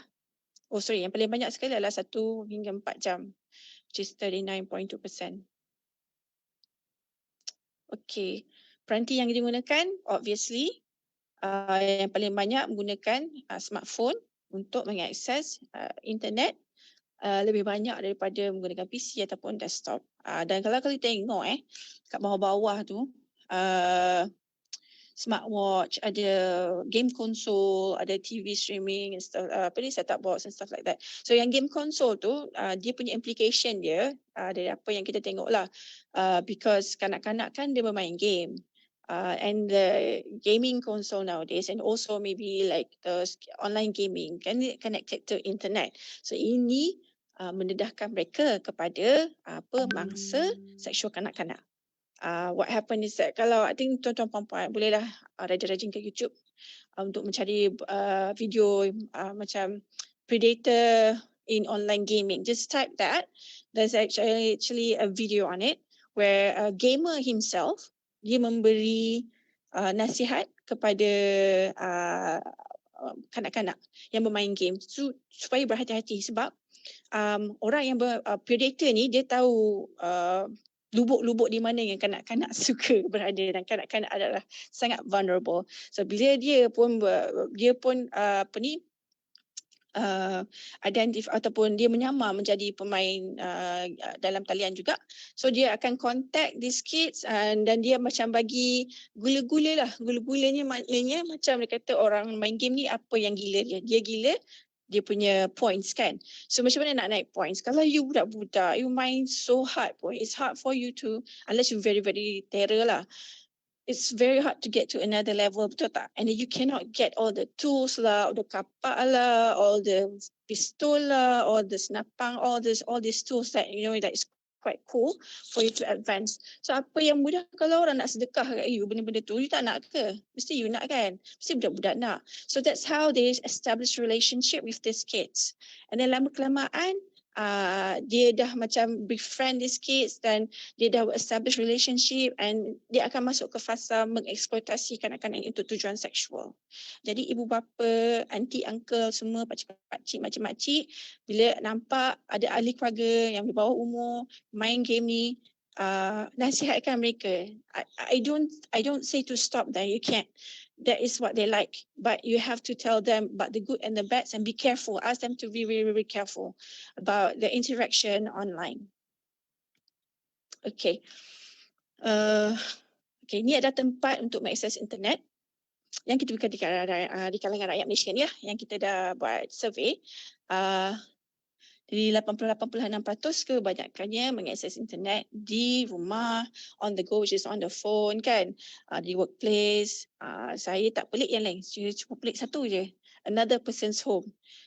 38.7% mengakses internet kat rumah orang lain. Yang ni faham-faham lah kan, kalau hari raya ke apa ke, mungkinlah anak cucu balik ke ataupun anak saudara datang rumah, uncle auntie dia punya internet Wi-Fi, tapi ada orang yang suka hijack orang neighbor dia punya internet access. So inilah yang terjadi. Ada yang maknanya so you kena berhati-hatilah sebab bila you punya Wi-Fi is not secure, bila you buat especially ada transaction with regards to your personal information, di situ bila ada orang lain yang gunakan kita punya network, all our information is exposed to another party. So especially bila kita buat online banking, so kita tak tahu apa yang dia nak buat dengan maklumat kita. So better, it is advisable when you want to do online banking, off your Wi-Fi connection, just use your data. Sekejap kan, tak lama. Okay. Alright. Ini adalah pemilikan akaun rangkaian sosial dan aplikasi komunikasi. So on the left, kita ada nampak social media platform. Okay, selalu orang, I don't think orang ada pengguna internet ni ada masa nak ambil pot lah mengenai macam what is social media, what is communication application. Mereka tu sama je, kita boleh je berhubung dengan satu berhibur, berhubung dengan orang lain, sama je. But it's actually ada differentiation. The Facebook, the Twitter, the Instagram and YouTube is actually on the social media platform side, whereas communication app adalah app yang kita download tu kan, app untuk communication sahaja adalah macam WhatsApp, Messenger, WeChat, Skype and Telegram and so on and so forth. So ramai tu, berjuta-juta, 27.8 juta menggunakan apps komunikasi dan 24.6 juta menggunakan social media platform di Malaysia. Dan 61.8% berkongsi kandungan dalam talian daripada yang responden yang kita survey itulah. Okay, jenis kandungan yang dikongsi dalam talian termasuklah yang berunsurkan pendidikan, alhamdulillah, hiburan dan lawak jenaka, berita, perkhidmatan PSA lah maknanya, dan usaha memberi bantuan. Ini selalulah kita tengok kan, donation, orang minta donation, spread this, spread that, makin lama makin banyak. So kita pun tak tahu. Saya pun macam pening. Kita tak apalah, I just stick to whatever that I know, but in the new one tu saya berdoa kepada Tuhan supaya orang lain yang membantu mereka lah. So lepas tu discount and promotion.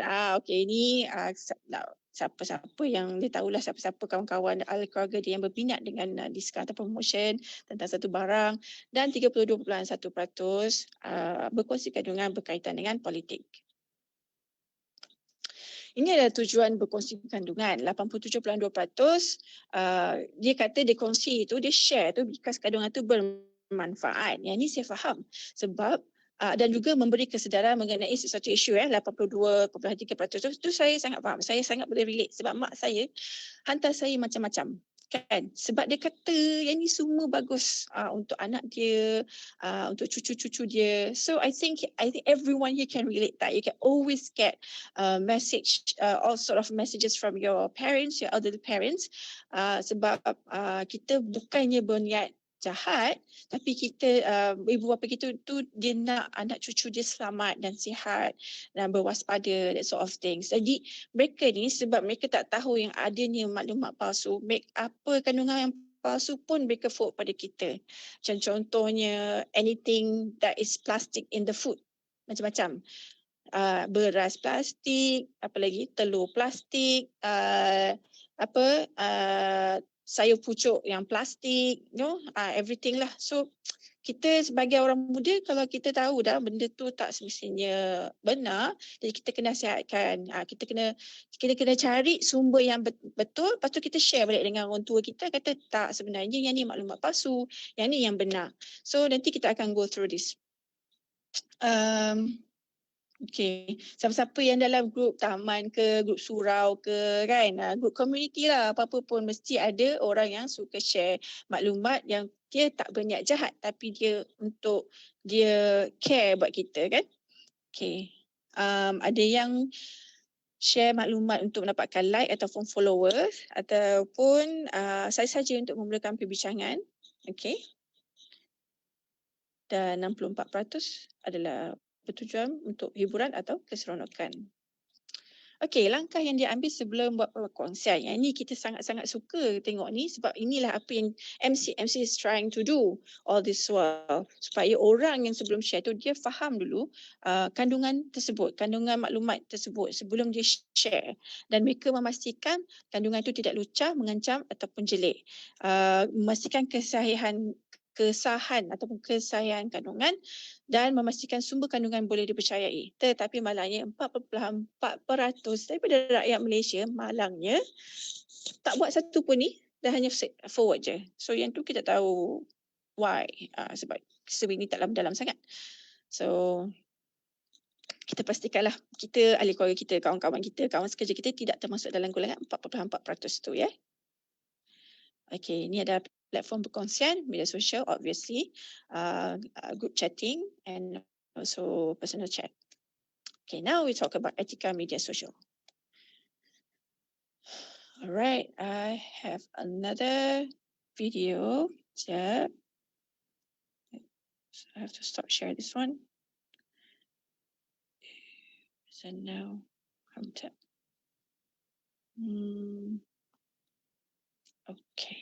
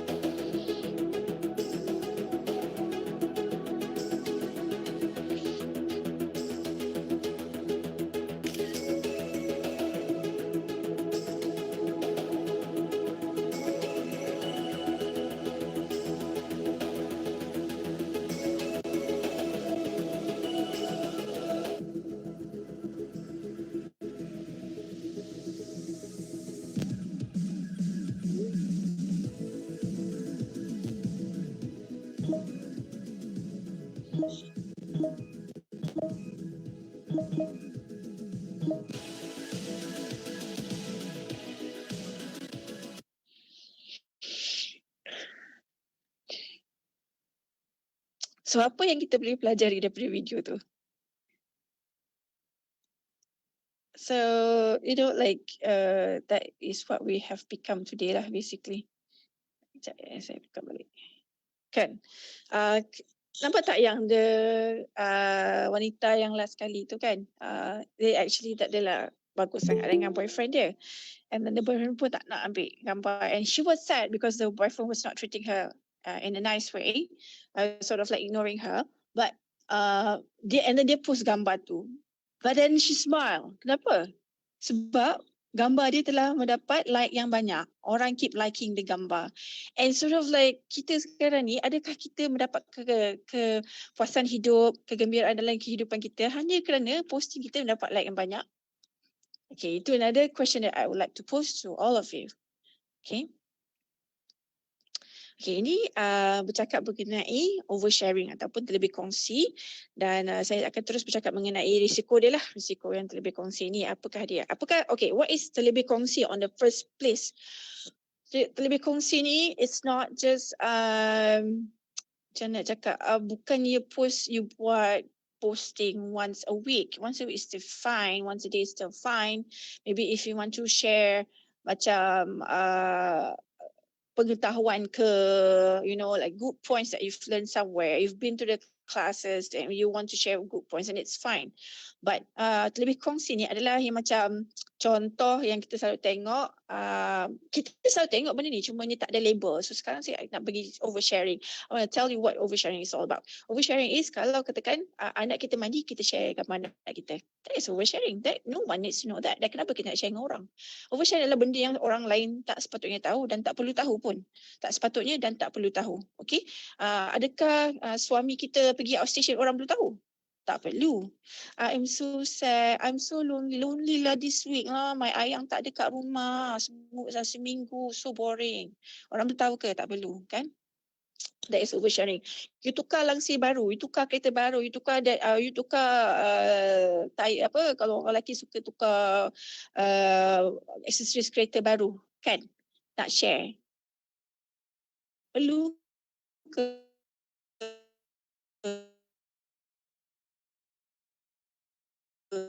Unless you share in your right group, which is lately ni kita banyak tengok malangnya ada certain influencer yang sepatutnya menunjukkan itulah contoh yang bagus, tapi dia menggalakkan benda tak bagus pula. Like for example, ambil gambar anak dalam toilet berkemban ke dan tawa, seakan-akan macam model Vogue, that sort of things. Sebab anak dia kecil lagi, 5 tahun. So itu akan mengundang benda yang tidak sihat terhadap anak dia. Orang can, you don't know who is actually watching your social media. Like literally, if you don't put privacy setting on your social media, you biarkan public, sesiapa sahaja boleh melihat posting anda. Posting ni maksud saya gambar, video or anything that you say. Anybody can see it.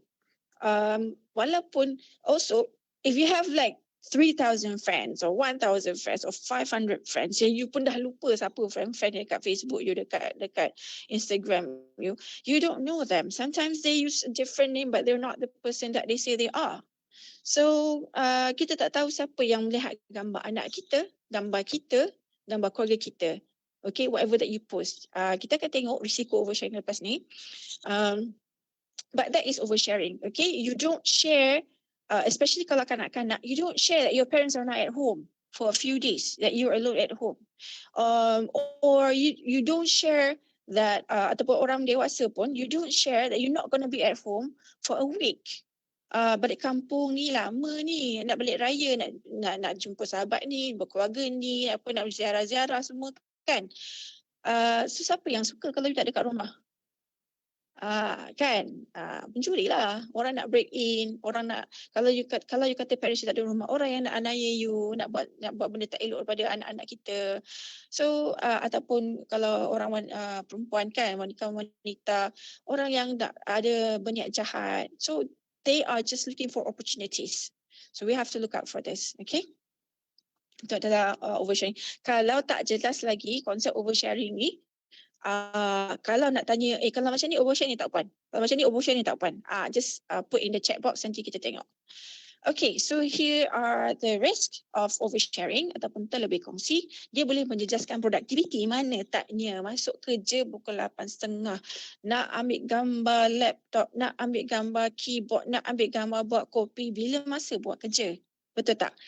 So be careful of this thing. Bosses semua bolehlah tengok perangai anak-anak buah macam mana. Okay, menjejaskan reputasi, of course, if you're oversharing. Macam kadang-kadang kita dah macam kemaruk oversharing sampai kita tak fikir whatever that we want to share. You know, sometimes dia boleh memalukan kita, menjatuhkan air muka kita. Kita rasa macam, it's actually fun, or it's a funny thing that we want to, it's a funny video that we capture of us. Buat macam cikgu gila-gila ke macam itu kan, parti ke apa ke, lepas tu kita share, kita pergi parti kita share. Lepas tu for example, sebab banyak benda ni terjadi lah, kita akan tengok nanti the examples, tapi katakanlah minta MC dekat bos, minta MC dekat lecturer, kata saya sakit hari ni, lepas pergi ambil gambar tepi laut, lepas tu share, lepas tu rupanya lecturer tu kat dalam tu dia tak tahu. Kan dah sakit, cari sendiri. Okay. So and it's not just that, but menjejaskan reputasi ni is also for the future. Orang-orang muda, orang yang baru mula kerja, students, para pelajar, make sure that everything that you have on your social media is all positive about you. Okay, tak ada yang apa melanggar norma masyarakat, tak ada yang berunsur jenayah, tak ada yang mengaibkan diri sendiri, sebab employer zaman sekarang ni kan, diorang ni pun media savvy. So you just send your resume, some of them might just say, okay, I want to check out this person. What is the identity of this person online? Sekali dia tengok dapat. Sekarang ni macam-macam teknologi je, senang. You just like dulu nak kena type nama. Okay, so maybe you use a different name on your social media, but now Google can search image based on your image kan. Senang je nak cari. So be careful of what you post online, because whatever you post online stays online. It will never get deleted, whatever you do. Please understand that. Walaupun you datang MC, you kata, gambar ni saya dah contohlah, selalu orang kata dah terlanjur hantar gambar lucah dan dia dah spread whatever. Well, maybe we can help at a certain extent, but macam ni, kita boleh kata kat Facebook, minta tolong turunkan gambar ni, minta tolong kat Instagram, minta tolong ini, sebab kita boleh minta tolong. But the second you post anything online, you tak tahu siapa yang dah screenshot your image or your video or posting. Okay, so whatever you post, katalah you marah kat lecture ni buat apa ke, you post, lepas tu after 5 minutes, tak jadilah, kan terbaca pula lecture ni kan, so you delete. Tapi orang lain dah screenshot.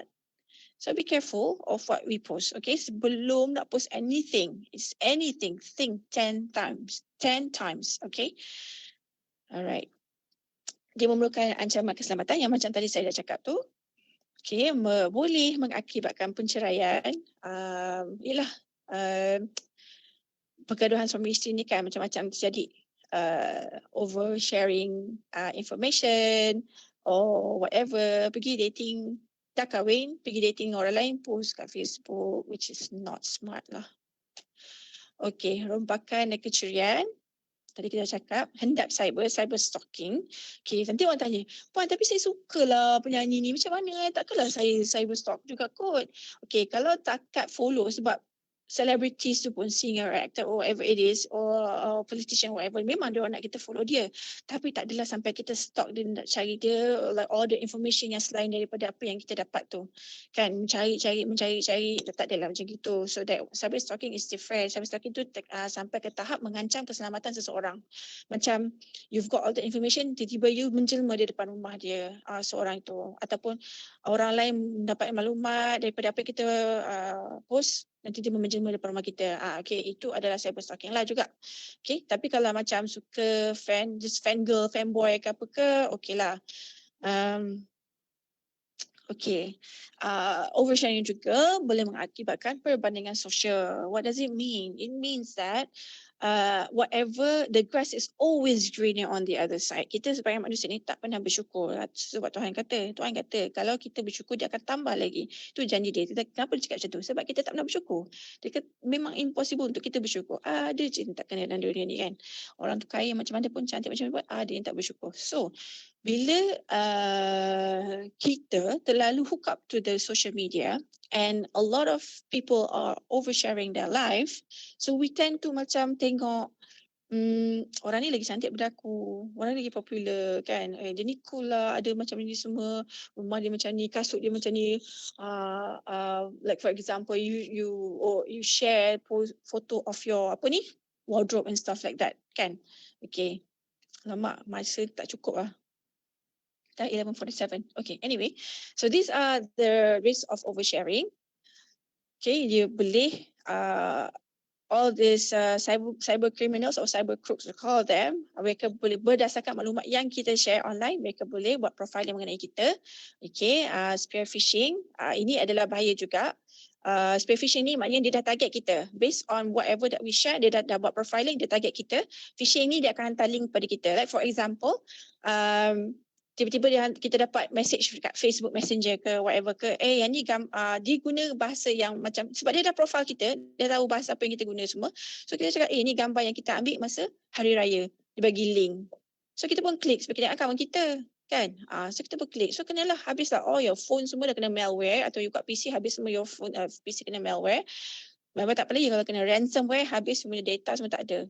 Okay, pencerobohan privacy. Okay.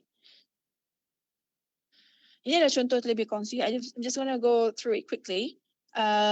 If you look at the right side, yang pasal credit card tu kan. Okay, this one memang famous lah hari tu. I think a couple of years ago dia dapat credit card, dia letak kat Twitter dia.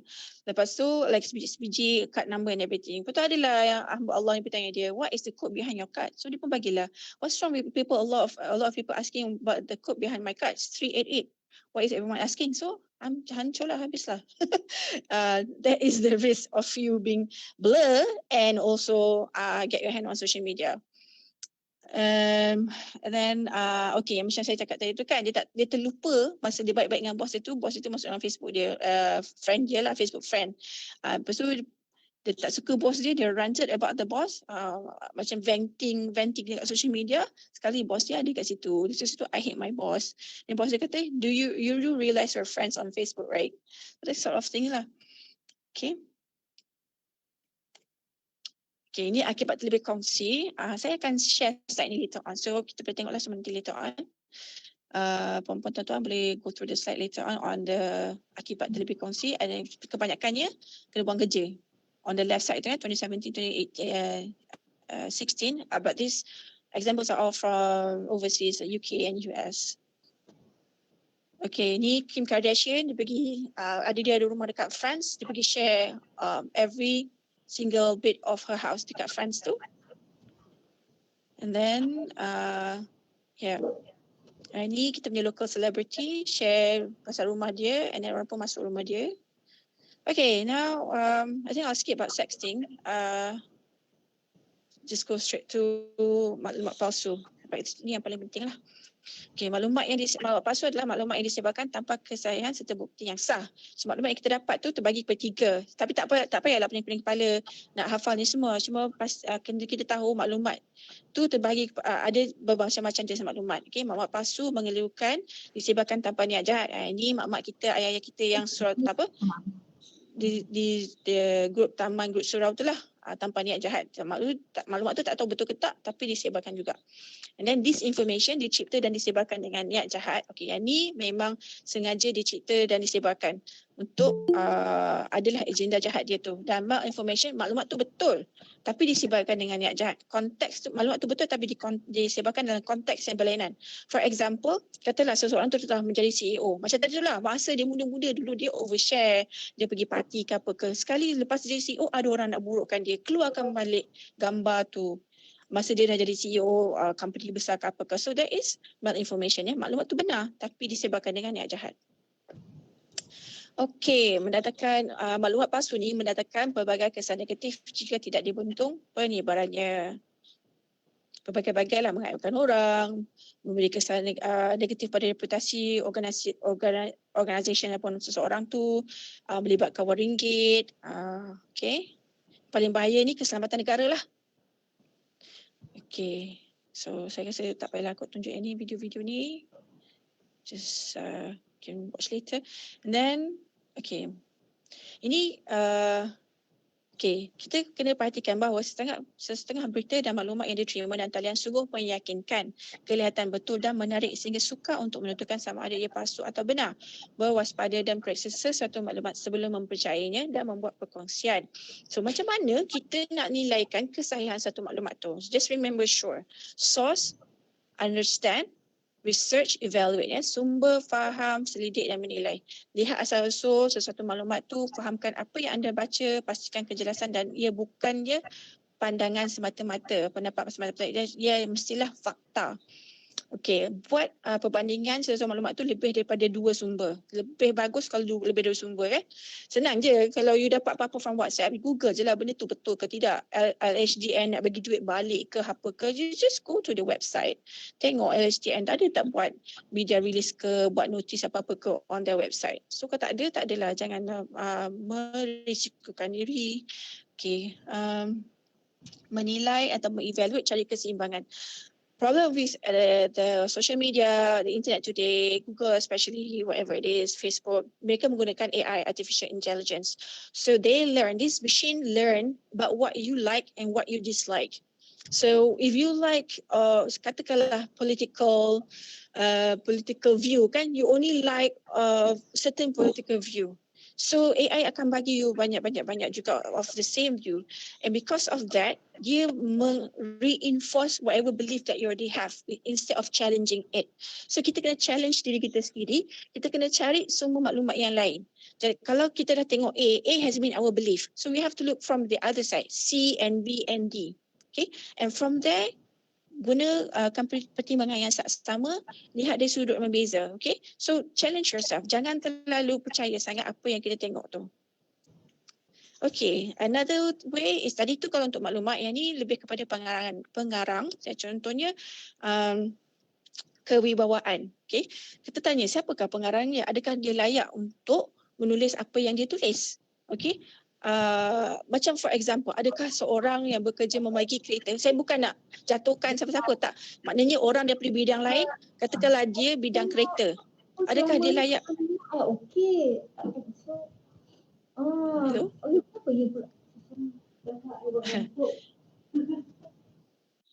Okey, ada orang yang bercakap. Okey, adakah seorang yang bekerja dalam bidang kereta boleh bercakap mengenai bidang perubatan?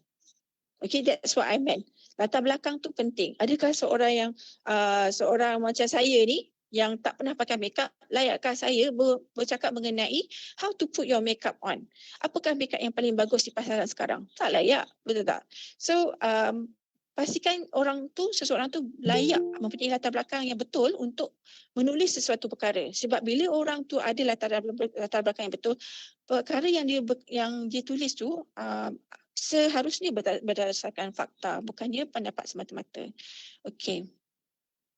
Dan the last point there, objektif matlamat. Mengapa penulis menulis topik tersebut? Fikir, kenapa dia buat macam ni? Kita dah tahu pengarang dia, kita tahu apa isi, apa kandungan maklumat, dan kita kena tanya juga diri kita, kenapa penulis menulis topik ni? Apa agenda dia? Mesti dia ada agenda, takkan saya saja tuliskan. No one acts without an agenda. So intention is what drive people to act, isn't it? So apakah intention dia? Apa objektif dia? Dan kenapa saya dapat maklumat ni? Macam mana saya dapat dan kenapa saya dapat? Itu soalan yang kita perlu tanya diri sendiri. Itu adalah cara-cara untuk mensahihkan sesuatu maklumat. Okey. Inilah tadi kesan yang melibatkan wang ringgit, bata, kerugian berjuta-juta kerana ada orang melibatkan maklumat palsu mengatakan di bawah tapak kasut bata tu tertulis perkataan kalimah Allah. Okey, jadi kena boycott lah. Okey. Jackie Chan. Siapa yang follow Jackie Chan? Macam saya kan, saya dah tua. Saya tengok Jackie Chan ni dah berapa kali mati. Dah beberapa kali dia meninggal dunia. Keluar khabar asyik meninggal je. Tak pernah, okay, I want to show you how bad it is. 2011 dia meninggal. 2013 dia meninggal lagi. Dan 2015, yang ini paling latest dia meninggal. Okay, tapi dia masih hidup lagi. So this is bahana maklumat palsu. Okay. AR Badu pun terkena juga berita berita inilah sosial media punya berita lah yang mengatakan dia tengah meninggal dunia. Dia menyusahkan keluarga dia sebab keluarga dia dah buat arrangement, dah book flight ticket nak pergi tengok dia. Lepas tu dia orang kata dia kata mana dia mati lagi, dia okey je kan. So Aiman Tinu pun kena, Abang Hansen ni pun kena, Remy Ishak. Yang ni biasalah WhatsApp macam-macam, kadang-kadang dia colek, dikorek perut and stuff like that. So unless you got it from the right source, which is the mainstream media, kalau benda-benda macam ni, kalau boleh jangan forward kan. It stops with me. Just tell yourself, it stops with me. Okay? Benda yang saya tak boleh sahihkan, saya tak akan forward pada orang lain. Okay. Okay, this is what happened during coronavirus. Masa mula-mula tu, bulan 4 macam tu, di berita bulan Mei kan? Okay, bulan 4, bulan 5 macam tu. Di UK, people were so scared of coronavirus. They were saying that the 5G tower dekat UK tu yang menyebabkan penyebaran coronavirus. Jadi what happened is that dia pergi attack tower ni, 77 tower were burned down in the UK itself. And then ada employees yang kena attack dan ada yang kena stab pun, kena tikam. Just because of they thought that this 5G tower is responsible to spread the coronavirus to the community. Okay, di China, what happened was that berita sahih. Okay, berita tu mengatakan kemungkinan masa tu sebab baru lagi, so they don't even know whatever it is. So whatever finding, the health officials over there share. So mereka mengatakan, okay, coronavirus ni disebabkan oleh haiwan. Itu je dia punya statement. Dia buat press conference. The Wuhan health official. Tapi another news agency spin it, I don't know intentionally or whatever, dia kata the coronavirus caused by, it can be spread through cats and dogs. Anjing dan kucing. So what happened the very next day or that very that day, mereka semua penduduk di kondo semua tu sebab dia dah lockdown, tak boleh keluarkan. So mereka campak lah anjing dan kucing mereka. Memang it rain cats and dogs. Literally. Campak anjing dan kucing tu jatuh ke bawah sebab takut nak mati. Sebab takut binatang ini boleh menyebabkan COVID-19. Okay. So ia bukan saja melibatkan wang ringgit tapi dia juga melibatkan nyawa. Okay. Ini adalah yang mula-mula tu. I think everyone got this kan masa mula-mula COVID tu. Alhamdulillah kerajaan telah mengambil langkah yang tegas. Siapa yang menyebarkan berita palsu mengenai COVID-19 ni masa waktu tu dan sekarang memang kenalah tindakan undang-undang. Okay. So what happened is WHO yang pasal cats and dog and all this myths about coronavirus, they came out with this messaging on their website to debunk the myths. Okay, about the cats and dogs, the pets, the old people and stuff like that, antivirus and the specific medicine to treat the new coronavirus.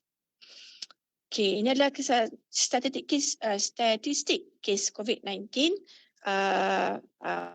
Bukannya kes infection, ini maklumat palsu yang di bawah MCMC dan PDRM. Okay, sebanyak 266 kertas kesihatan telah dibuka yang telah dituduh di mahkamah, 35 mengaku bersalah, 19 dibicarakan, yang minta dibicarakan, maknanya tak mengaku salah tu, 16. Okay. Ada lagi yang masih dalam siasatan, 129 daripada jumlah 266 tu. Okay. Ini contoh. Contoh ni saya tak tahu kalau ada yang pernah tengok lah contoh ni. Okay, siasatan terhadap Yo Patsy, nama akaun dia lah, bersifat kandungan diadukan oleh orang awam, bersifat palsu, berikutan pihak Jabatan Kesihatan Negeri Penang mengesahkan kandungan yang dimuatnya itu adalah bersifat palsu. Dia kata Penang dah ada coronavirus at that time, 27 Januari. Okay, so be careful and stuff, like sort of like incite fear in the community. Okay. Okay, second one, this guy the account name is Effendi Said. Dia ambil daripada tempat lain image ni, tapi dia gunakan certain software to change all countries except Malaysia. Kalau kita tengok tajuk yang sebenar adalah China deploys army medics to overwhelm virus epicenter. Tapi dia tukar dekat situ all countries except Malaysia. Breaking news, all countries has banned Chinese tourists except Malaysia. So ini memang intention is very bad lah. Ini adalah langkah-langkah tegas yang diambil oleh kerajaan Malaysia. Alhamdulillah. Okay. Let's skip the video. Ini adalah portal sebenarnya .my. Kalau, okay, I'm just gonna exit and show you sebab portal sebenarnya .my ni sangat-sangat berguna untuk rakyat Malaysia. So far dah berjuta orang dah actually pergi ke portal ni untuk mendapat maklumat yang sebenar. Sebab dalam portal ni kita ada 3 jenis maklumat yang kita salurkan kepada orang ramai, orang awam. Okay, nampak ni dia punya portal dia sebenarnya .my. So 3 jenis maklumat yang kita kata memang palsu, kita dah sahkan palsu. Ini adalah kolaborasi antara MCMC dan semua agensi kerajaan di Malaysia. Jadi maklumat yang kalau kita kata palsu, maknanya agensi yang berkaitan telah mengesahkan ia adalah palsu.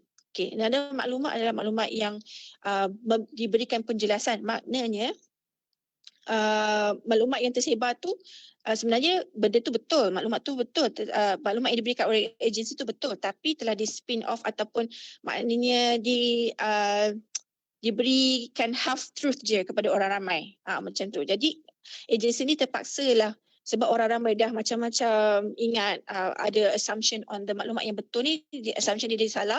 Jadi agensi ni terpaksa memberi penjelasan yang lebih lanjut lah supaya orang ramai mendapat maklumat yang tepat.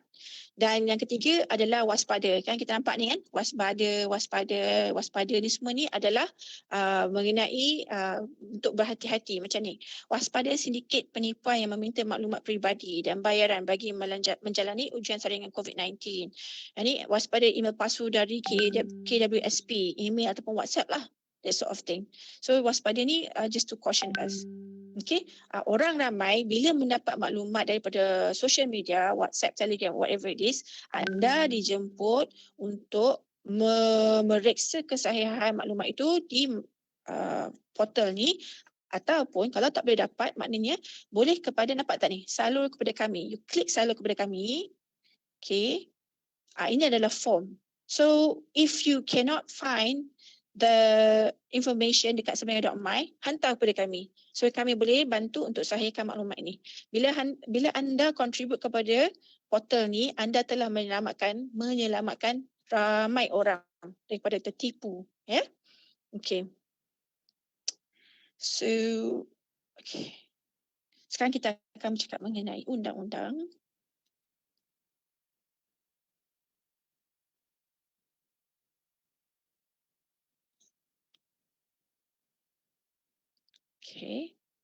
Okay, ini before that, ni adalah perlu kita ingat nak guna internet ni kena ada rasa sikap bertanggungjawab dan penggunaannya adalah perlu dilakukan dengan beretika. Jadi you have to remember, freedom of speech is not freedom to lie. It's never equal. Okay, you cakap you ada right, orang lain pun ada right juga. Orang lain pun ada right untuk, you cakap you boleh spew anything, talk anything, hate speech or whatever it is online. Sebab itu you punya right. Tapi you kena ingat orang lain pun orang pun ada hak juga untuk mendapat persekitaran internet yang selamat. Kita bila kita pergi online, kita nak benda tu selamat. Kita tak nak benda yang mengancam, yang mengganggu emosi kita tak nak. So be careful, ya. Okay. Hak tanggungjawab dan perlindungan. Okay, jenayah cyber di Malaysia. Ini adalah jenis-jenis jenayah cyber di Malaysia yang kita boleh dapati. Okay, penipuan telekomunikasi, macam scam kan. Scam 419 ni is also known as Nigerian scam. Kepada siapa yang tak pernah dengar Nigerian scam ni tapi pernah baca lah, saya rasa pernah baca, yang dia kata dia putera raja daripada negara dekat Afrika lah, putera raja daripada UK lah, apa benda, yang bapaknya mati, tak ada harta, nak hantar harta banyak tapi tak boleh bawa keluar daripada negara tu. So dia nak keluarkan, dia bagi kita harta tu berjuta-juta dolar pada akaun kita, tapi nanti kita transfer daripada dia. Itu scam lah sebenarnya. Okay? Love scam. Love scam ni jangan ingat kita takkan terkena. Love scam ni kan, percayalah cakap saya, kita orang pernah tengok dekat kita punya tempat ni, sebab kita ada aduan macam-macam manusia yang kena love scam ni. Ustaz kena love scam yang sampai dia mendedahkan gambar lucah dia, gambar dia berbogel sebab orang dia yang sebelah sana tu suruh dia berbogel, padahal dia baru kenal je perempuan tu berapa days kan. Lelaki yang selalu kena scam datang kat MCMC, lelaki yang selalu kena scam, yang buat report dekat PDRM, perempuan. Kita tak tahu kenapa, apakah psikologinya, tapi gitulah. Tapi berhati-hati, jangan ingat kata kita tak kena. Manusia ni kelemahan dia cinta. Bila orang ayat sikit je habis cair, so be careful. Okay. Maaf Puan Ash. Ya. Kita dah kesuntukan masa, dah 12.8. Boleh tak kalau kita wrap up dan kemudian ada soalan daripada peserta? Boleh. Okay. Sebabnya pun dah hujung-hujung dah. Okay, saya wrap up 5 minit boleh boleh. Okay. So, okay. This, nampak ni, all this sort of cybercrime. And then kita pada tahun 2016 Malaysia dah ada cybercrime court. Okay. Ni tak payahlah. Okay. Jangan ingat, okay, I think semua kita tahu ni. Jangan ingat semua yang berkaitan dengan internet jatuh di bawah MCMC. Tak, kita interagency, penguatkuasaan interagency. Agensi lain juga terlibat. Jadi macam ni kita tengok akta hasutan PDRM, kanun keseksaan PDRM, penipuan. Okay, kalau beli cadar tak sampai, janganlah datang MCMC. Pergi kepada KPDN HEP. Okay. Okay. Hak cipta KPDN HEP, so saya tak tukar yang tu. Fitnah bukan MCMC. Fitnah kanun keseksaan. MCMC ni, dia hanya ni je. Sekejap Okay. Untuk kandungan untuk bahagian kandungan, ini adalah untuk pemberi perkhidmatan aplikasi kandungan. Orang yang buat app, kita punya ISP, okay, mereka tertakluk bawah ini. Untuk dari segi kandungan lah. Untuk orang perseorangan, pengguna internet macam kita semua, ini kita punya akta, kita jaga. Okay, siapa? Dia Section 233, seseorang yang secara sedar menggunakan mana-mana kemudahan rangkaian atau perkhidmatan rangkaian atau perkhidmatan aplikasi. Whenever you use the internet basically. Okay. Apakah larangannya? Membuat, mewujudkan atau meminta-minta dan memulakan penghantaran apa-apa komen, permintaan, cadangan atau komunikasi lain yang lucah, sumbang, palsu, mengancam atau jelek sifatnya dengan niat untuk menyakitkan hati, menganiayai, menggugut dan mengganggu orang lain. So just ingat 5 benda je, lucah, sumbang, palsu, mengancam atau jelek. Once you post it online, that's it. Once you forward it to other people, kalau ada orang buat aduan pada MCMC, kita akan kena. Ingat yang tu. Denda dia apa? Denda dia tidak melebihi RM50,000 atau penjara tidak melebihi 1 tahun atau kedua-duanya. Dan also, katakanlah, okay, kita dah disabitkan kesalahan tu. Dah bayar RM50,000, dah masuk penjara. Okay, masa kita dah, bisa kita sedang jalankan hukuman tu pun, kalau benda yang kita mulakan tu, maknanya kita, katakanlah kita mulakan satu message fitnah pada orang. Okay. Kita dah bayar denda, kita sedang jalani hukuman penjara. Tiba-tiba ada orang lain dekat luar tu buat lagi sekali. Dia maknanya dia forward lagi message yang kita buat. Okay. So setiap hari kalau didapati message tu, pihak berkuasa dapat tahu, anda akan dikenakan RM1,000 setiap hari kesalahan itu diteruskan. Okay. Kalau rasa macam milenial nak buat, boleh try. Okay. Ini semua. Okay, now we talk. Okay, saya nak wrap up lah ni. Ya. Puan S, kalau saya cenap saja dengan soalan boleh tak? Boleh. Tapi saya, okay, one last slide. Yang ni je, kawal selikan diri. Sorry Puan. Okay, kawal selikan diri ni, maknanya kita bila get online, so we have to do self-regulation.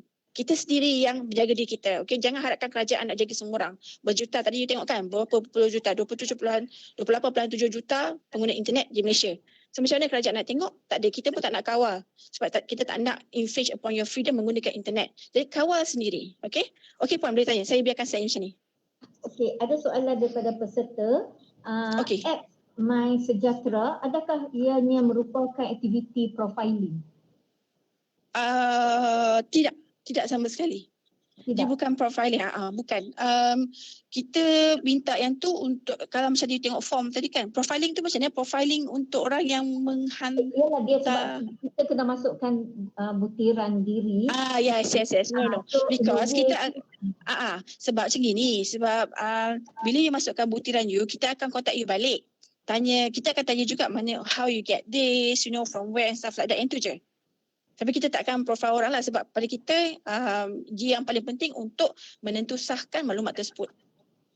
Dan ianya tidak berkemungkinan untuk di hack oleh orang lain dan diambil datanya. Rasa itu kot yang orang risau. Tak ada, insyaAllah tak ada. Sebab data tu semua kita simpan kat MCMC. Kita tak pakai third party, memang kita yang buat. Okay. Satu lagi soalan. Ada terbaca baru-baru ni kata pengambilan suhu tidak lagi tidak lagi diperlukan ataupun tidak lagi diwajibkan sebab ianya tidak perlu ditulis, dia perlu diambil saja. Tapi tidak perlu menyatakan sebab dia macam privacy. Betul ke tu? Suhu itu tak perlu ditulis. Ya, tak boleh. Tadinya kan kita kena write down dekat buku kan. Sekarang ni kita check saja, tengok suhu kita okey tak okey, that's it. Tapi tak perlu tulis. Sebab ada terbaca somewhere that sekarang ruling dah tak perlu menulis suhu tu. Betul, itu yang nak tahu kepastian betul ke tak. Saya tak perlu tulis. Betul lah kot, tak perlu tulis sebab saya pun kalau pergi mana-mana tak perlu tulis apa-apa pun, dia ambil je and they just let us know our suhu je lah. Siapa tadi kan Puan? Tadi Puan tanya mengenai My Sejahtera ke My sebenarnya .my apps ditulis itu apps My Sejahtera. Oh okey, saya dengar tadi My sebenarnya .my. Sorry, selalu banyak My. Okey, My Sejahtera dia punya owner dia adalah MOH. So data semua hari tu kerajaan dah bagi garanti data tu semua selamat, tidak akan di-share dengan siapa-siapa. Okey, terima kasih. Ada soalan lain? Okey, saya tengok dekat chat ni tak ada sebab masa pun dah sampai 12 suku. Okey. Ni ada minta ni apa ni? Boleh bagi link untuk pendaftaran. Pendaftaran apa ya? Okey dah, tak apa. Itu bahagian bahagian urus setia di sini. Kehadiran. Okey. Ya. Okey, so Puan Ash, terima kasih banyak-banyak. Okey, sama-sama. Memang sangat informatif segala ilmu yang diberikan. Memang kita ni mulai sekarang kena menjagalah daripada kebiasaan oversharing kan, kerana ia mempunyai pelbagai risiko. Betul. Okay. So untuk peserta pula link kehadiran akan diberi kejap lagi kot dan dia akan ditutup 30 minit selepas sesi berakhir. So last kali kalau saya rumuskan kembali kedua-dua panel tadi sesi 1 dan sesi 2. Kiranya etika dan keselamatan adalah aspek yang penting di dalam penggunaan komputer dan juga apabila kita berada di dalam talian. Tetapi malangnya masyarakat masih tidak memberi penekanan yang berat dan yang sewajarnya kepada dua aspek tadi. So insya-Allah dengan informasi yang kita dapati pada hari ini, harapnya kita dapat lebih bertanggungjawab apabila kita berada di alam cyber. Sebagaimana kita berada di kehidupan harian kita. So itu saja daripada pihak kami. Lagi sekali berbanyak-banyak terima kasih kepada kedua-dua panel kita, Puan Elina dan Puan Ash. Semoga ilmu yang dapat yang diberi ini kita semua akan mendapat manfaat daripadanya. Segala kekurangan daripada pihak kami saya mohon maaf dan jangan lupa kita belum tamat lagi. Kita akan bersambung dengan sesi 3 pada pukul 2 dengan tajuk Terokai STEM dengan Al-Quran. Okey, Assalamualaikum. Terima kasih. Assalamualaikum warahmatullahi wabarakatuh. Terima kasih banyak-banyak ya.